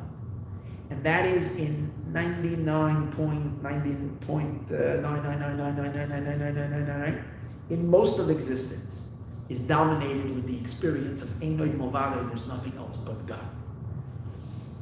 They feel it very clearly, and even though there is a gazillion different features and stuff, but it's all part of the perfection of the singular one. It's all completely surrendered and unified and totally one with him. There's not a tiny sense of Pirut, of separation. That's called Rishis HaYachid, the inner world. Then there's Rishis HaRabim. What's Rishis HaRabim? It represents the outer layer, which is just a tiny, infinitesimally nothing of existence, but that constitutes already the general world of creation, where there is a sense of separateness from Hashem. And the world of creation starts in the world of Bria, Yetzira, and Asiya, especially in the world of Asiya, the world of completion, where we all have egos and self, and sometimes we're not conforming with God's will. We feel we're the source of our blessings, we're the source, we do whatever we want. So that's a separation, that's a disconnect, that's klipa, consciousness. But it doesn't only begin down here. It's already in the spiritual worlds, there's a certain separation and disconnect. They're called outside. Now, the difference between Rishis HaYachid and Rishis HaRabim is, Rishis HaYachid is called inside, Rishis HaRabim is called outside. So if it would be in a house, the private domain is inside the house. The public domain is outside the house. Now, as we attribute these two domains, the inside and the outside, to the male and female dynamics of existence, HaKadosh Baruch Hu and Shechina. From HaKadosh Baruch Hu's energy, the light is so bright and so domineering, it's masculine energy, very powerful. Hashem is very, very, very, very aggressive in his revelation of self. So since he is so dominant and so revealed and so pronounced and so loud in that sense, there's no outside. From the realm of the Ze'er Anpin, means wherever there is still a revelation of Ze'er Anpin, which means of the HaKadosh Baruch Hu, of the masculine energies, there's nothing but God. It's only Him. It's only Rishis Hayach. Therefore, His domain is the inside. Malchus, Shechina, is already the whole idea of Shechina. Malchus is that God decides He wants to be a king. It's the act of kingship. Kingship requires what? A people. Kingship requires others that are not Hashem, that are independent, that feel themselves separate, and they choose to serve Him. Oh, for that there has to be an outside experience. So Malchus is considered outside the house. Malchus goes out. She goes down into the three lower worlds to sustain them, to create them. The worlds, the creations, and even the klippas, chas v'shalom, at the very end, are all part of what her constituents, so to speak. They're under her domain. It's the outside. So therefore we see, between the 7 signs that there is going to be over here, 5 of them that belong to the masculine world, to his world, are all signs that take place inside the house, in the inner world. The bris milah, what do you do a bris milah? Not outside. You can do a bris outside. The bris is not a sign that's out. First of all, it's also private. It's inside. Also, it's on the person himself. It's not disconnected. It's not outside. It's the most inside possible. It's on the flesh. Tzitzis, even though you wear your tzitzis and you don't hide your tzitzis outside, but your tzitzis you put on, you don't know when you're davening, or we wear tzitzis all day long, but we put it on inside, and it's worn on the body itself. Tefillin, again, the head one, even though it's a display to the world, but it's still worn on the body and it's done inside. Shoes we put on so that we can go outside, but shoes you put on inside. So again, it's all representing the inside world. Therefore, these 5 signs are all signs associated with the he, both the physical human he down here, the male, and spiritual dynamics of the he related to the ruchnius of these mitzvahs, the spiritual element of these mitzvahs, are all associated to HaKadosh Baruch Hu, as we're soon going to see. The 7th dimension, the mitzvah, and from the signs, one of them was mitzvahs that are done in the field. Planting, the mitzvahs associated in the field. The field is already the world of Malchus. Outside. Malchus is actually called the field. Chakal Tapuchim Kaddish, in the apple orchard, there's many times a field. Malchus is called earth. Oretz, earth. It's karka, land. There's a lot, many indications for Malchus being earth and again outside. So the field, the mitzvahs associated with the field, that's her sign. But then there is what's called the memutza, the intermediate. And that is the last sign the Zohar says. The sign that is on the house, the mezuzah. What's the mezuzah? The mezuzah is, on the one hand, inside. It's the mezuzah. But the mezuzah is not put inside. It's put by the door to the outside. Since the mezuzah is by the door, so it serves as as we said before, the shatchin that connects the inside to the outside. And in a sense, it says, it doesn't bring this, but I'm just associating this. The Rambam says, so you have a mezuzah on your door so that, your holy consciousness and awareness that you had indoors shouldn't leave you when you go out. You should remember Hashem even when you're going out. So it's to connect the inner consciousness to the outer world. So the mezuzah serves as the facilitator that can connect her world to his world, just like in mezuzah you have zeh and zu. So now we're beginning to understand why the Zohar, something when it's talking about mezuzah, is talking about, even though mezuzah is only one sign, one marker, it talks about all 7. Because the mezuzah really contains within it the zu and the zeh, which are all 7s, his signs and her signs. They both have markers. The outside, she has a marker and he has a marker. Now, more specifically,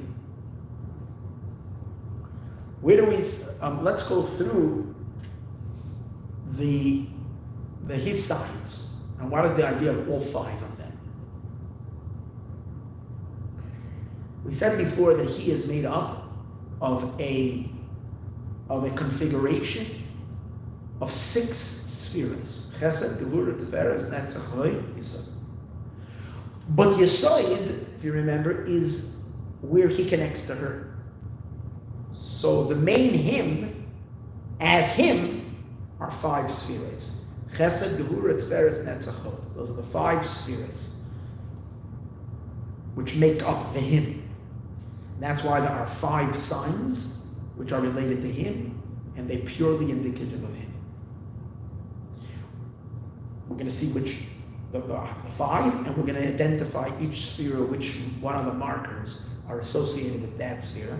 What's amazing is that this is all imprinted on the human, and as a life, as a Jew, we have this translated into our lives. These are incredible godly dynamics, but yet we live with them.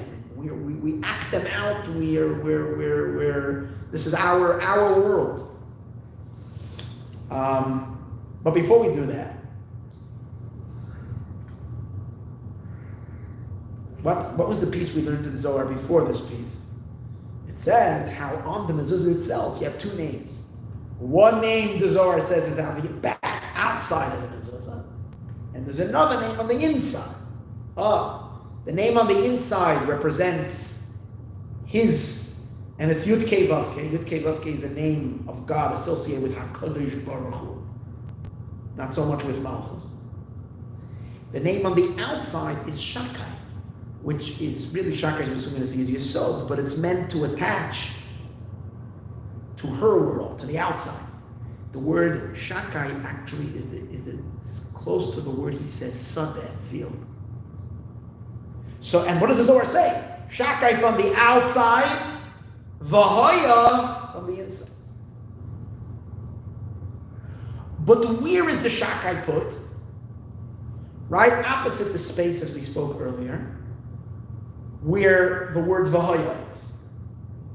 Now where is Vahaya? Which is Vav, Hey, Yud, Kei. Where is Vahaya? Right after the space, right after the parsha of V'ahavta. And remember the 2 parshas, V'ahavta and V'hoyam Shemaya, we said, V'ahavta is the he, is masculine, V'hoyam Shemaya is the feminine. But the V'hoya, which is the Yud Kei Vav Kei, is actually the first word in the feminine parsha. But he doesn't explain that. No, he doesn't. But he does say, why is it so close to the parsha of Shema, V'ahavta? Why is it so close? Meaning it's right after the space, but it's right immediately after V'ahavta.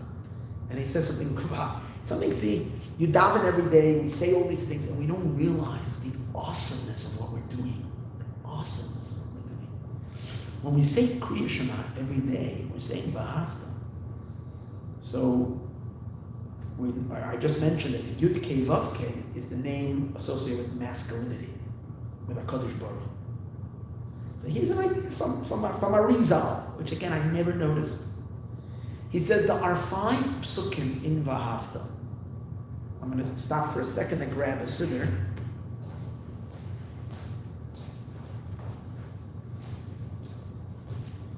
In the parsha V'ahavta, there are 5 psukim. First one begins with V'ahavta. The second one begins with V'hayu. The third one Vishinantam. The next one Ukshartam. And the last one Uchsavtam. 5 psukim. Watch something amazing. Each one of these 5 psukim start with a vav and end with a chaf. Each one of these 5 psukim start with a vav and end with a chaf.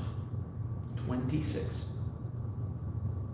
So you have 5 times 26, which are 5 times a havaya hinted to. 26 is the gematria of the numeric value of Yud Kei Vav Kei. 5 times. Why 5 times? Because he is made up primarily of 5 spheres. Remember we said Yisroel is already just a general that's meant to transmit. A general inception of all of them, and then meant to transmit. It doesn't have any independent identity. Chesed, Gevurah, Tiferes, Netzach, Hod, these are the 5 powers of him.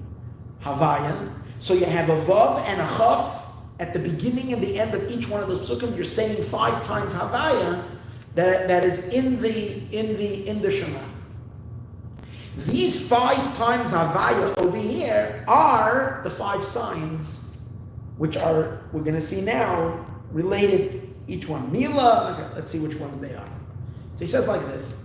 And that's why he says the word Vahaya, which is Yud Kei Vav Kei, is stated right after you have Beremez, you have the 5 Yud Kei Vav Keis. You have 5 times 26 Beremez, it's only into 2.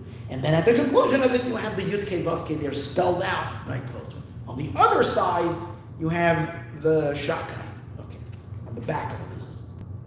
Now, let's see what's the significance of each one of these signs and how they relate to them. And he says like this.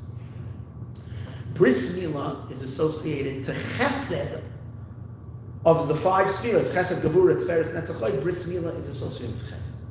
Now, even though usually Bris is associated with Yisod, Yisod is where the bris takes place, part of the body that's associated with Yisod. Yet, since Yisod is not counted over here, so bris is actually associated with Chesed. He gives 3 connections of bris to Chesed, the kindness. First of all, we have to understand like this. The marker of bris is the strongest of all of them, in the sense that it's done on the body of the person. See, the person represents Kodesh Baruch Hu, the Adam, the man, the supernal man.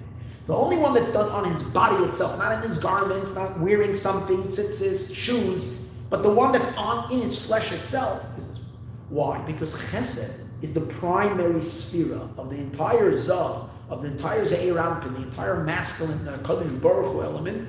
The primary, strongest one, the dominant one is Chesed. Chesed goes with all of the spheres. Chesed goes along with every sphera. It says every day. Is Chesed goes along with it. Without Chesed, none of the other spheres could exist. So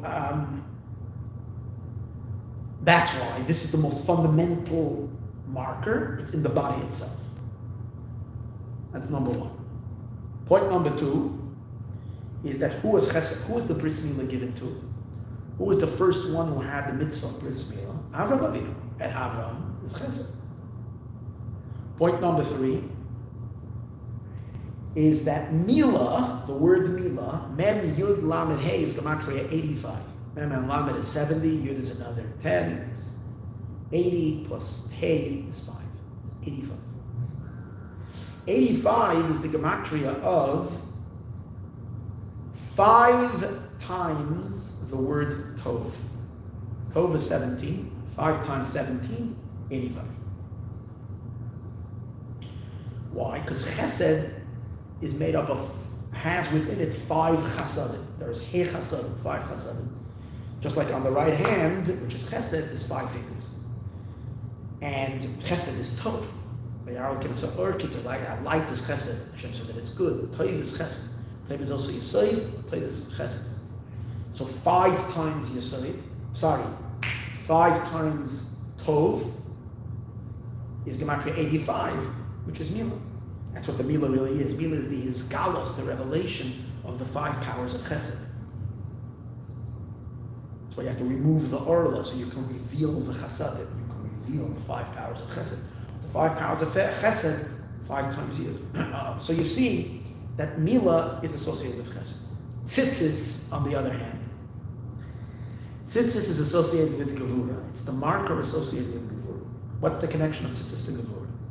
Number 1, Tzitzis has cheles. The real mitzvah of Tzitzis is to have white wool and 1 strand of that blue wool. What's the whole idea of the blue wool? Make you fear God. Because when you're looking at the Rashi says, the Gemara says, when you're looking at the wool looks like the sea looks like the sky, and the sky is compared to the Kisei HaKavod, to the throne, to the glorious throne. And what is that supposed to do? Introduce fear. In Chassidus it explains that the word cheles comes from the word tichla, the fact that, which means to wipe out, to destroy. It's the power of God's power, of His kingship, that He can destroy anybody, and that instills fear. So the whole idea of cheles is to instill Yira Shamayim. Looking at tzitzis is supposed to cause a person to fear Hashem. So you see that there is the inyan of Gevura in the mitzvah of tzitzis. That's number one. The next idea is tzitzis is made up. Now, which name of Hashem is associated with Gevura? The name of Elokim. Elokim is Gevura. Elokim has 5 letters. Aleph, Lamed, Hey, Yud, Mem. 5 letters. If you look at your tzitzis, each one of the strands of tzitzis riyups, pull it up. Here. If you're looking at the tzitzis, there are 5 knots on the tzitzis. 1, 2, 3, 4. So the 5 knots correspond to the 5 letters of Elokim.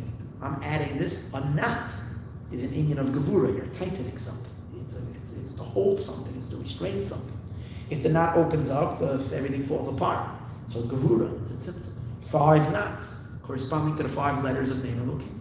But then when the 5 knots are over, you have 8 strands in the tzitzis. What's the 8? If you take the word Elokim and you fill it with the inside letters. Remember, there's a concept called the Miloy. Miloy is every letter has inside letters. So Aleph, for instance, has Aleph, Lamed, Pei. And the word, and then Lam, Elokim is Aleph, Lamed. Lamed is Lamed, Mem, Dal. So what we're going to do over here now is, we're not going to count the first letters, because the first letters we counted already in the knots. Aleph, Lamed, Hey, Yud, Mem, from the word Elokim.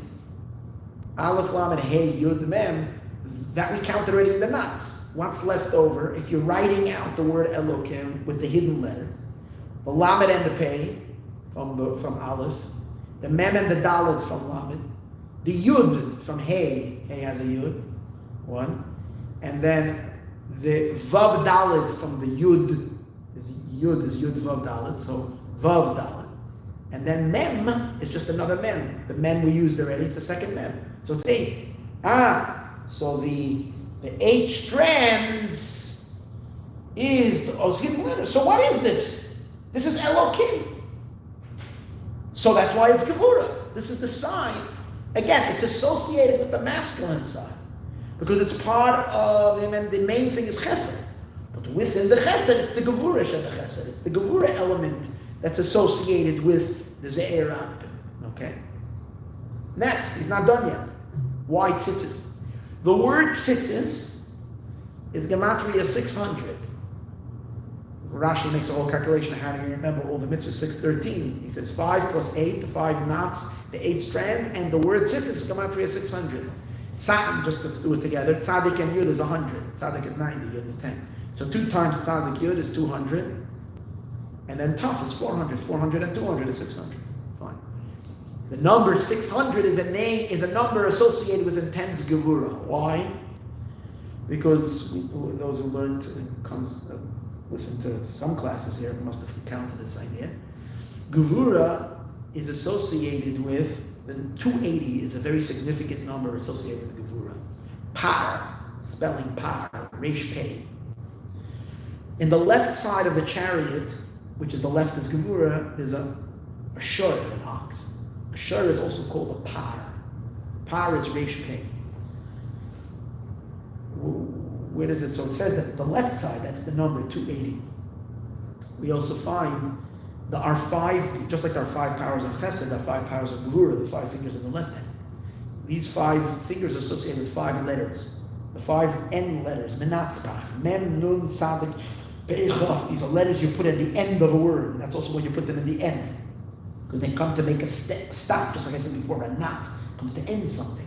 So these come to end, the end letters, so that's why they're the letters of Gevura. Mem, Nun, Tzadik, Pei, Chaf, if you add them together, is 280. So that's where you see this. The 5 Gevuras, par. Shofar, for instance, has the word par inside of it. And the shin vav is meant to sweeten the judgments, because that's what we do with the shofar, we want to sweeten the judgments. Because shin and vav is gematria devash. Same numeric value as honey. So we dip, at Rosh Hashanah, Rosh Hashanah is coming, we're going to dip the apple in the honey. The shofar is taking the par and dipping it. That's what the Tzemach Tzedek says regarding shofar. You see, par is the par judgments. So that's 280. How much is left over? 600 minus 280 is 320. 320 is another number that's associated with the concentration of Gevura. 5 times the word din, 5 times, the 5 Gevuras, the 5 times the word din is Gematria 320. It's called Shach Dinim. Shin Chav, Shach. Shach Dinim, there's 320 Dinim. So when you take the Shach Dinim together with the 280, you have the concentration of Gevura. That's tzitzis, 600.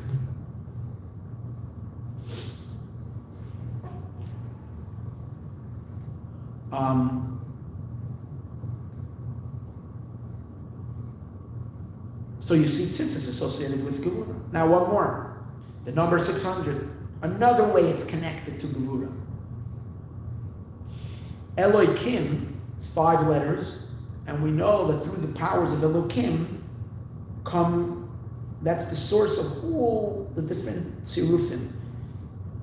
It says in Kabbalah and Chassidus, we learned this, counted this idea many times, there are, according to the Arizal, maybe even earlier, there are 120 different combinations of the name of Elokim. Elokim has 5 letters. You can scrabble those letters and put them together in 120 different ways. The 120 different tzirufim of Shem Elokim give you every different type of gevura possible. That's the source of every type of judgment and harshness and the like. It says that the earlier ones are much sweeter, later it gets very harsh.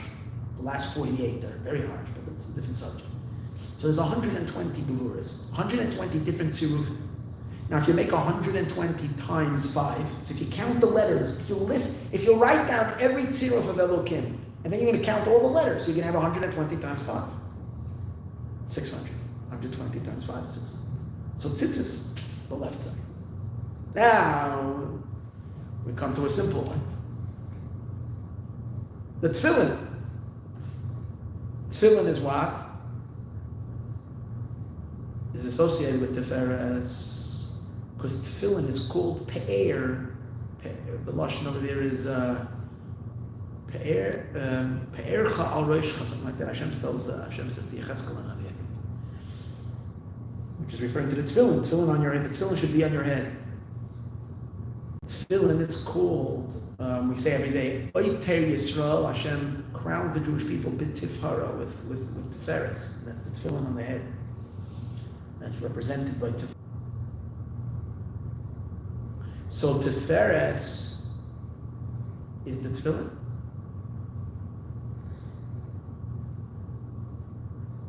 And that's why we find, where did the mitzvah of tefillin originate? The first indication of someone putting on tefillin. So in Kabbalah it says that when Yaakov, when we put on tefillin, we make these black and white stripes on our hand. So who did stripes? Yaakov, when he was busy with the sheep of Lavan, and he wanted them to procreate, they should give birth to animals that are ringed with stripes. He took these sticks and he peeled them, but he only peeled them in stripes and he exposed it.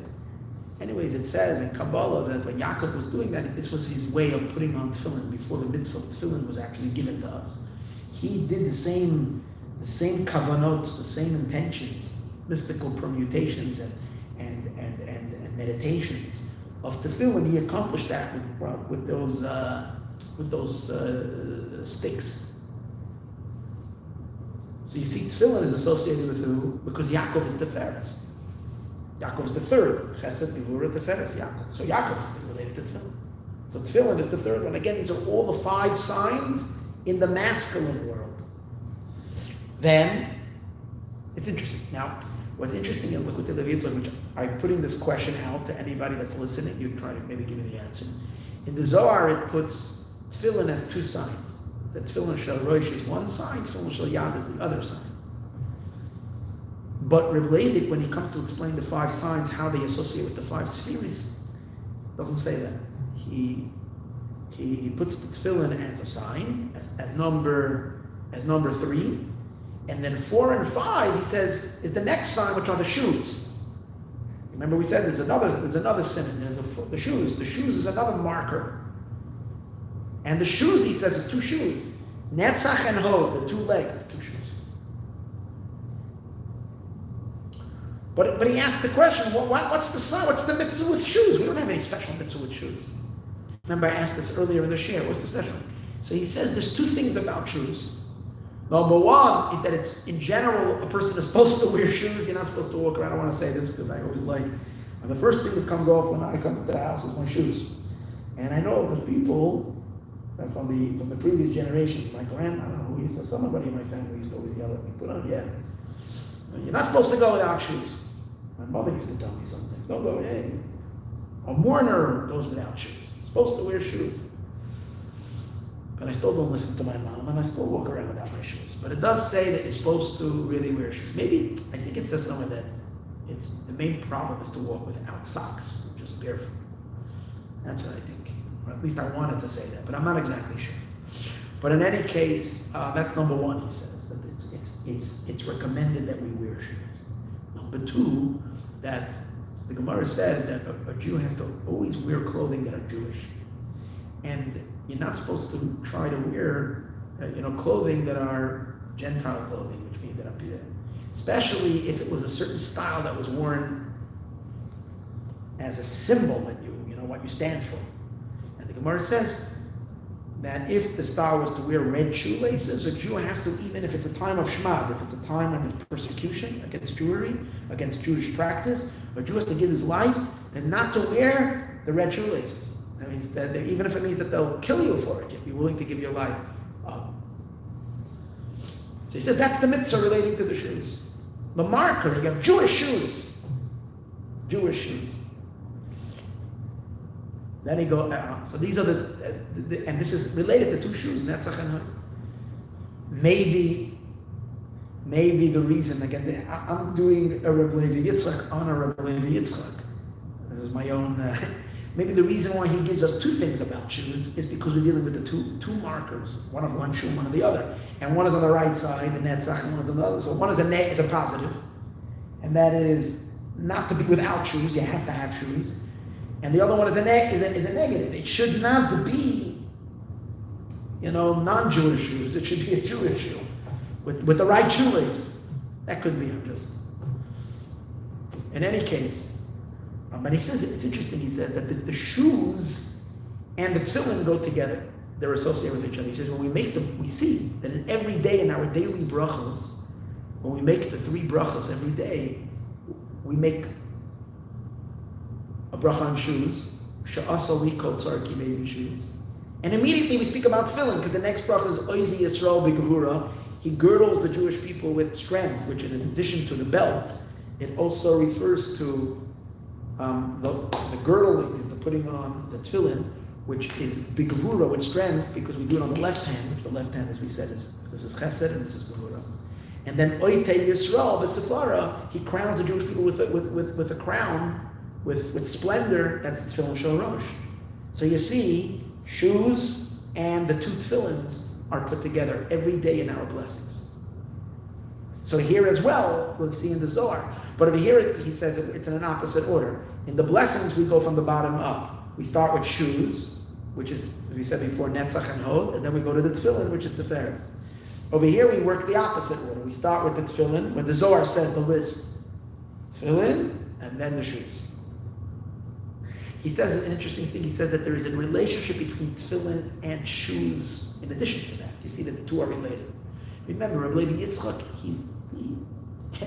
he sees the entire Torah and is able to draw lines from everything. It's amazing how he says tefillin and shoes are connected. The Gemara says in the Sechtes Shabbos, the Gemara says, Rabbi Yochanan says that tefillin is supposed to be like, that shoes are like tefillin. In what sense? Just like tefillin, you tie on your left hand. So when you put on your shoes, you're supposed to tie your laces of your left shoe first before you. Usually in Judaism, we always honor the right. Everything you put on your jacket, you're supposed to put in your right hand, your right sleeve, before your left sleeve. Put on your pants, your right foot goes first, before your left. Everything right before, even when you're washing, when you shower, there's a Jewish way of showering. When you're showering, you're supposed to wash your right hand first, then your left. Every time you give honor to the right, you want to empower the right side, which is chesed, over gevura. But in shoes, it's the opposite.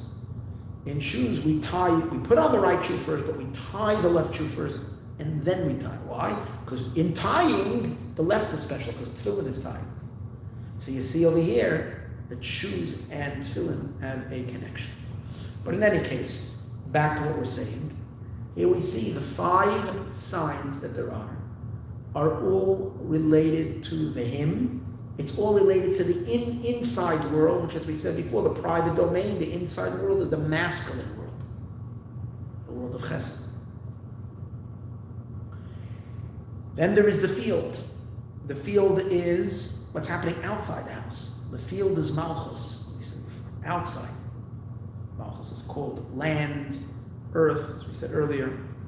And that's the last sign that he mentions. No, it's not. It's the 6th sign mentioned in the Zohar. It's mentioned number 6. The Zohar mentions the sign, the marker of the marker of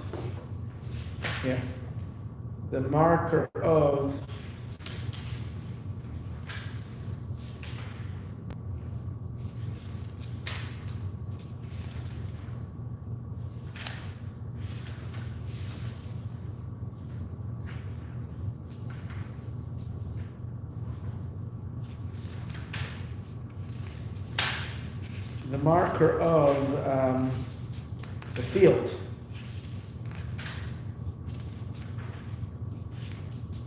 Oh, it's over here. I think so. Yeah. So that's the last one. That's the 6th one. It's Shama Labar B'Zivach. That's Malchus. Okay, so you have her and you have him. 2 different worlds. And again, what's that? As I said earlier, probably means the mitzvahs that we do in the field. Now we have to join the 2 together. You know, it's interesting, because again, you see the certain flip that we said before, because even though we're making this whole calculation like this, you think about her and him in terms of practical observance, the man was always the one who went outside to earn a living and so on and so forth. The woman is always called Akeres Habayis. She's the master of the house. Yet, in the spiritual dynamic of things, at least from this perspective, we say that her, being that she's Shechina is the element of the divine that creates the idea of the outside. So the woman is related to the outside, and the man is related to the inside. Just an interesting idea, which needs to be reconciled, if we can say. Then there is the last sign, as we said before, is the mezuzah. And what's the mezuzah? The mezuzah is inside the house. On the one hand, it's not like the other 5 signs, which are all on the person. Tefillin is on the person. Shoes on the person. Tzitzis on the person. Bris milah definitely on the person. Or garments, which are on the person. House is not on the person. It's a distant. But it facilitates the person. So the house is, as we said, it's a step away. It's the mediator between, as we said earlier, between the inside and the outside. And that's where you put the mezuzah, because mezuzah is zu and zeh. It's meant to bring the outside and the inside to converge the 2 together. Now, there's a couple of more gems over here. Wait. Now, I'm sorry, I will have to. I relied on my memory. Now I need to open up the book a second here and try to catch. Okay, this is... he does explain a little bit why by the Tefillin Shel Rosh he emphasizes the batim, because on the Tefillin Shel Rosh there is 4 batim. The Zohar says, when it talks about the sign of the Tefillin, it says on the head it says B'batei the Tefillin, and by the Shel Yad it emphasizes the straps. So he explains how in Tefillin Shel Rosh the main thing is the boxes. That's why there's a shin engraved on the box, which is Hashem's name. It says Kishem Hashem Nikra Lecha. That's the name of God that's on the tefillin itself. So it's associated with the batim.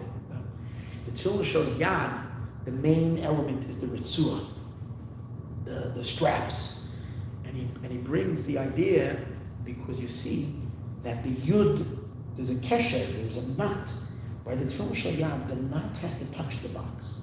By tefillin shel rosh, by the head tefillin, the knot is in the back. It's not touching the box. Because the straps are not as significant. Of course, it's significant, but it's not the ikr. But by tefillin shel yad, the straps play a much more powerful significance. And that's why the Zohar emphasizes on the marker of the hand, tefillin, the straps. That's another thing he explains here, which I don't want to get into. Okay. Now he says, in general, even though we said before that all the five mentioned are all associated to masculine side, to the man, right? To the HaKadosh Baruch Hu, to him, to Zeh, and only the mitzvahs of the outside, as we said before, is associated with her. Yet, remember we said that his side is mainly chesed. Tzitzis is also there, but tzitzis is gevura, but it's the gevura of the chesed. That's what we mentioned. But predominantly, the male side is the energy of kindness. It's a downward flow. So therefore, he says, most of these signs were given to Avram and to Yaakov. Because Avram and Yaakov represent the masculine side. Avram is chesed, and Yaakov is rachamim. Rachamim is teferes, which is the center. So the HaKadosh Baruch Hu's, as it's manifesting in Sfirot, it's primarily Avram and Yaakov. That's why all the five mitzvahs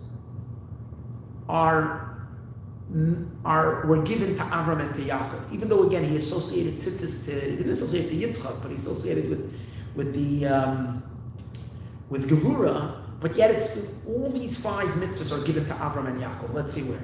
Tefillin is given to Yaakov, as we spoke earlier. Milah, bris milah, was given to Avram. Now what are you left with? You're left with tzitzis and the two pairs of shoes. All right, the shoes. Both of them were given to Avram. Because where did we merit these mitzvahs? It says when Avram said to the king of Sodom, when Sodom said to him, take all the possessions, give me back the people. And Avram said to him, I'm not taking anything.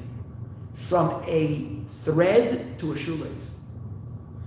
So it says that in the thread, it's hinted to the mitzvah of tzitzis, and from here the Jewish people merited the mitzvah of tzitzis, because Avram Avinu said, I'm not taking a thread, the chutim of the tzitzis.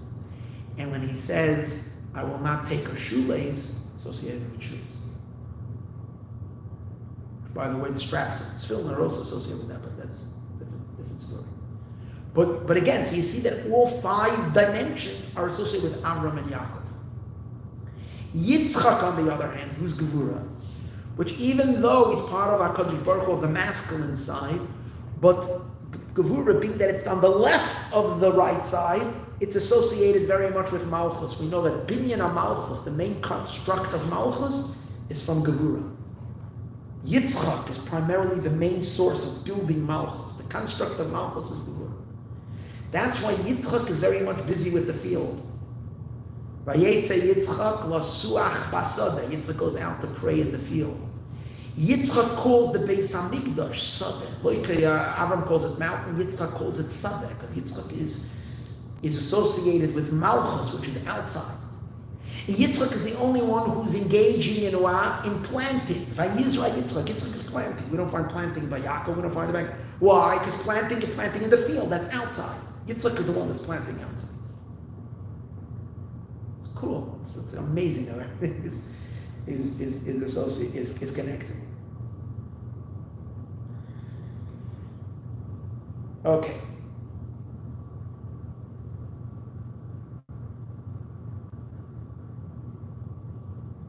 Now,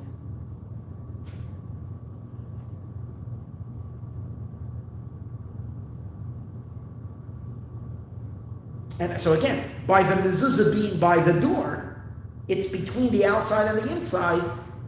It connects the zu and the zeh, the signs of the zeh, the five signs of the zeh which are done inside, and the Jewish marker of the outside, which is the Zed, right?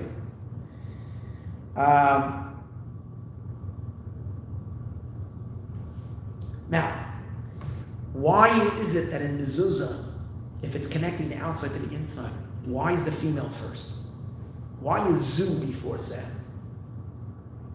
Because in the mitzvah of, again, why isn't it Zed before Zu? It should be Mezezu. Why is it called Mezuzah? Zu. And the answer is, by the mitzvah of Mezuzah it says, what's the word? You should write that on mezuzahs beisecha, on the mezuzahs of your house. And the sages learn out from here that it has to be derech bia, the way you're walking in. That the mezuzah should be, on which side? You have to put on the right side. The right side from the one exiting or the one entering. So we say from the one entering.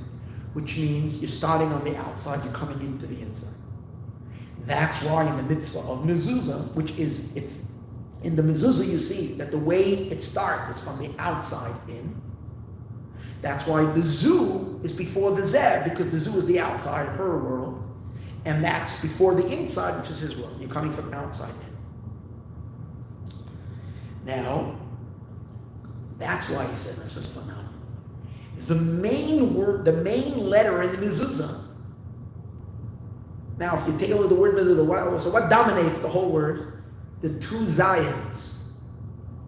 You got Zion, the two Zion. Why? Because since mezuzah then has all 7 signs. So that's why mezuzah has Zion, because the whole idea of the mezuzah is all 7. It's the one mitzvah that's got the 5 signs, markers of the Jew representing HaKadosh Baruch Hu, and the marker of the Jew representing Shechina, and the one that facilitates and brings them both together. That's it. Why double 7? So he mentions double 7. It's not so clear the way I understand what he's saying. It's a double 7 is because it's twice. Number one, you have all these 7 mitzvahs as they are individual. And then you have the mezuzah that contains all 7. So you have Zion, the double mezuzah.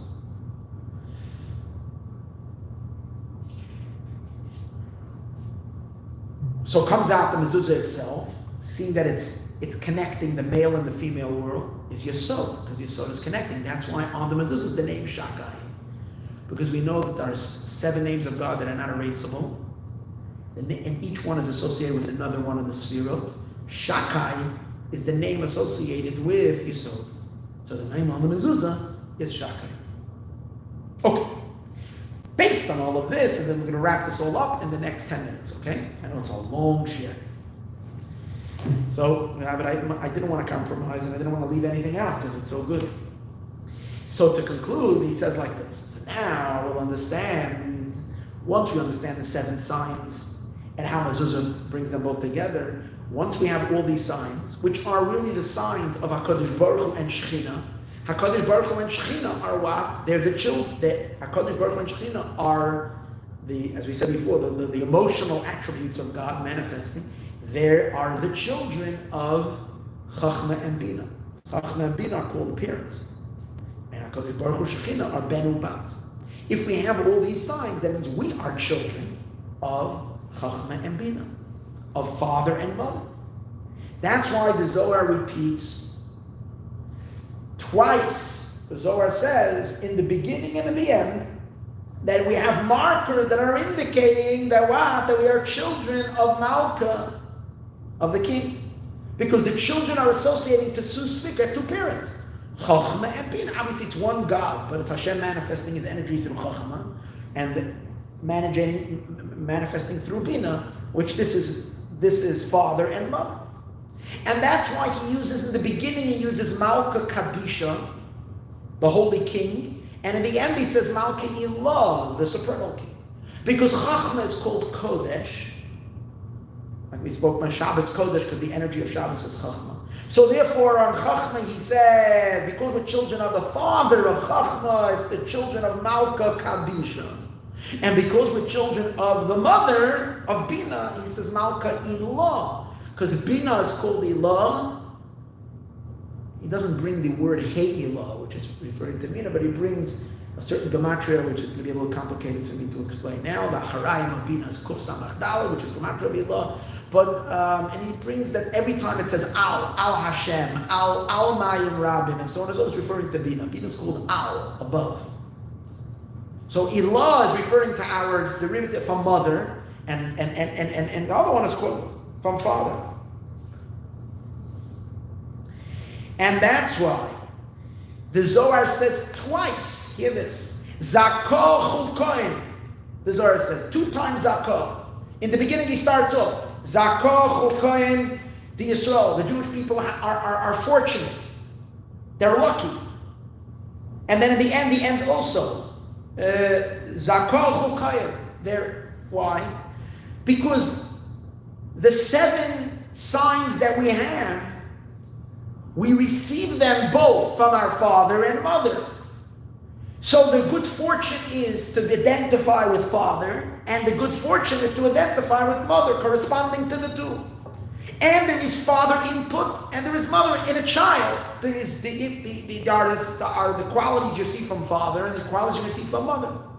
So you have your mother and your father's DNA inside of you. So that's why in the first one it says, "Duhu kilu," which when he's still talking in the beginning, he's talking about father. "Duhu kilu," I'll see why in a minute. Isreshimu minei. They're all imprinted from him. It says in the masculine, from him. In the end, it says, "Bekilu reshimun." They are marked. It doesn't say minei from him, because only in the beginning he's referring to chachma, which is referring to him. This will also explain how come the beginning is the first phrase is referring to Malka Kadisha, father, and the latter phrase afterwards, because between father and mother in creating the child, father is first. Why is father first? Because father first has to transmit the seed, and then the mother takes it and develops the child. So the mother's work comes second, after the father. First there is Chachma, Nekudas HaChachma, and then there is Bina. So that's why first he mentions what happens from Zakor, how fortunate are our relationships with signs as it's coming from father. And then Zakor, how fortunate are we in the signs that as it's coming from mother, as it's coming from Bina. Now we'll also understand the difference of the order. How come in the beginning he starts first, the first thing he says, Zakor Chulkoin Yisroel, the Jewish people fortunate, they're so special. And then he says, why are we special? Because we're marked with the markings of the supernal king, of the holy king. In the end, when he repeats it, he says first, so we are marked, clearly indicating that we are the children of the supernal king. Zakor Chulkoin, how fortunate is our chelik. How come here he says first, how fortunate, and then we have the signs, and then later he says, we have the signs, and then we're fortunate. But now we'll understand. Father and mother are both male and female, masculine and feminine. Masculine energy, again, even in Chachma and Bina is the same idea. In Chachma, it's kindness, it's chesed, and in Bina, it's gevura. From the perspective of Chachma, of kindness, you start off with virtue. You start off with innocence. You start off with 1,000+ points, even before you even came onto the court. You're already up there. You're given bonus points. Even before we're born, even before we're around to be considered children, Zakor, the first thing we see is virtue. From kindness, that's the way it is. You start off with a plus. And then, okay, let me see why Zakor, why you Zeiche, why you Zakai, why you special. Because you're children. That comes later. We'll figure out the reason later. But from the perspective of Gevura, there has to be accountability, there has to be, you have to deserve it first. So you have markers that indicate that you're the children of the Eibishter from Bina's perspective. You have markers that you're indicating that you're living a godly life. You do all these mitzvahs, both inside and outside, and your entire existence is a spiritual, godly, higher, transcendental life reflecting the divine. You have all of that. Zakor Chulkoin, then how fortunate is your kid? So the difference, that's why the Zohar says it. Or he says another explanation, which is just absolutely marvelous. He says because when the hashpah is coming from male and it's going to female, it's going to be project back in the opposite order. Whatever is going in one direction, one way, we spoke about this last week, Thursday night, when we learned this. When we learned about a chaysim, about a signet, a seal. So whatever, when it's protruding, it's going to make an indenture. It's going to be opposite. Whatever is on the right side here is going to be left on this side. Two opposite things. As it's reflected back, it's in the opposite order. So he says, for example, very simple. He says, for example, let's take a look in Chachma Bina. In Chachma, you have the word Yud. So what's Yud? Yud, the Yud itself. Hold on, I can say it.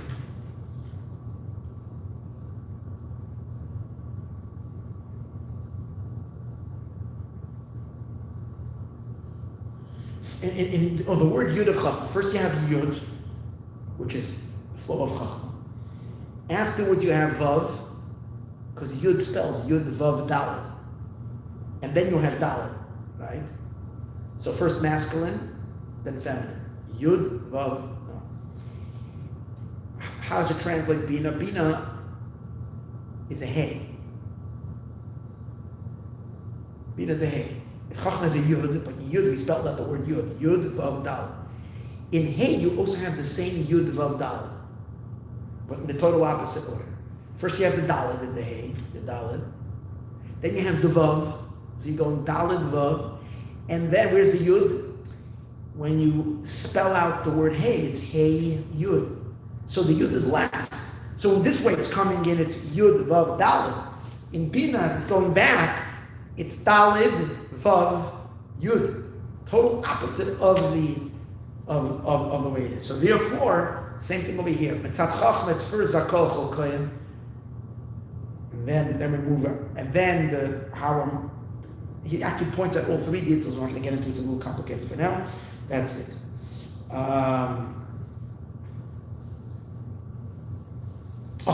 Just to conclude. So he says that's why it says 2 times fortunate, because we have the qualities both from our Father, and we have the qualities both, all these 7 qualities from our Father and from our Mother. So that's the meaning of the word zakah twice. He says, hear this, zakah. The 2 zakahs, the word zakah is Gematria 33. 2 times zakah is 2 times 33, 66. Well, that's the exact Gematria of the word Mezuzah. Mezuzah is 65. So it's 1 off, but we know it with Gematria, with the Kola. That means, what is Mezuzah? Mezuzah is the culmination of all the signs that we have, all the godly features that we have. That we're representing as physical Jews in this world, the entire cosmos, the entire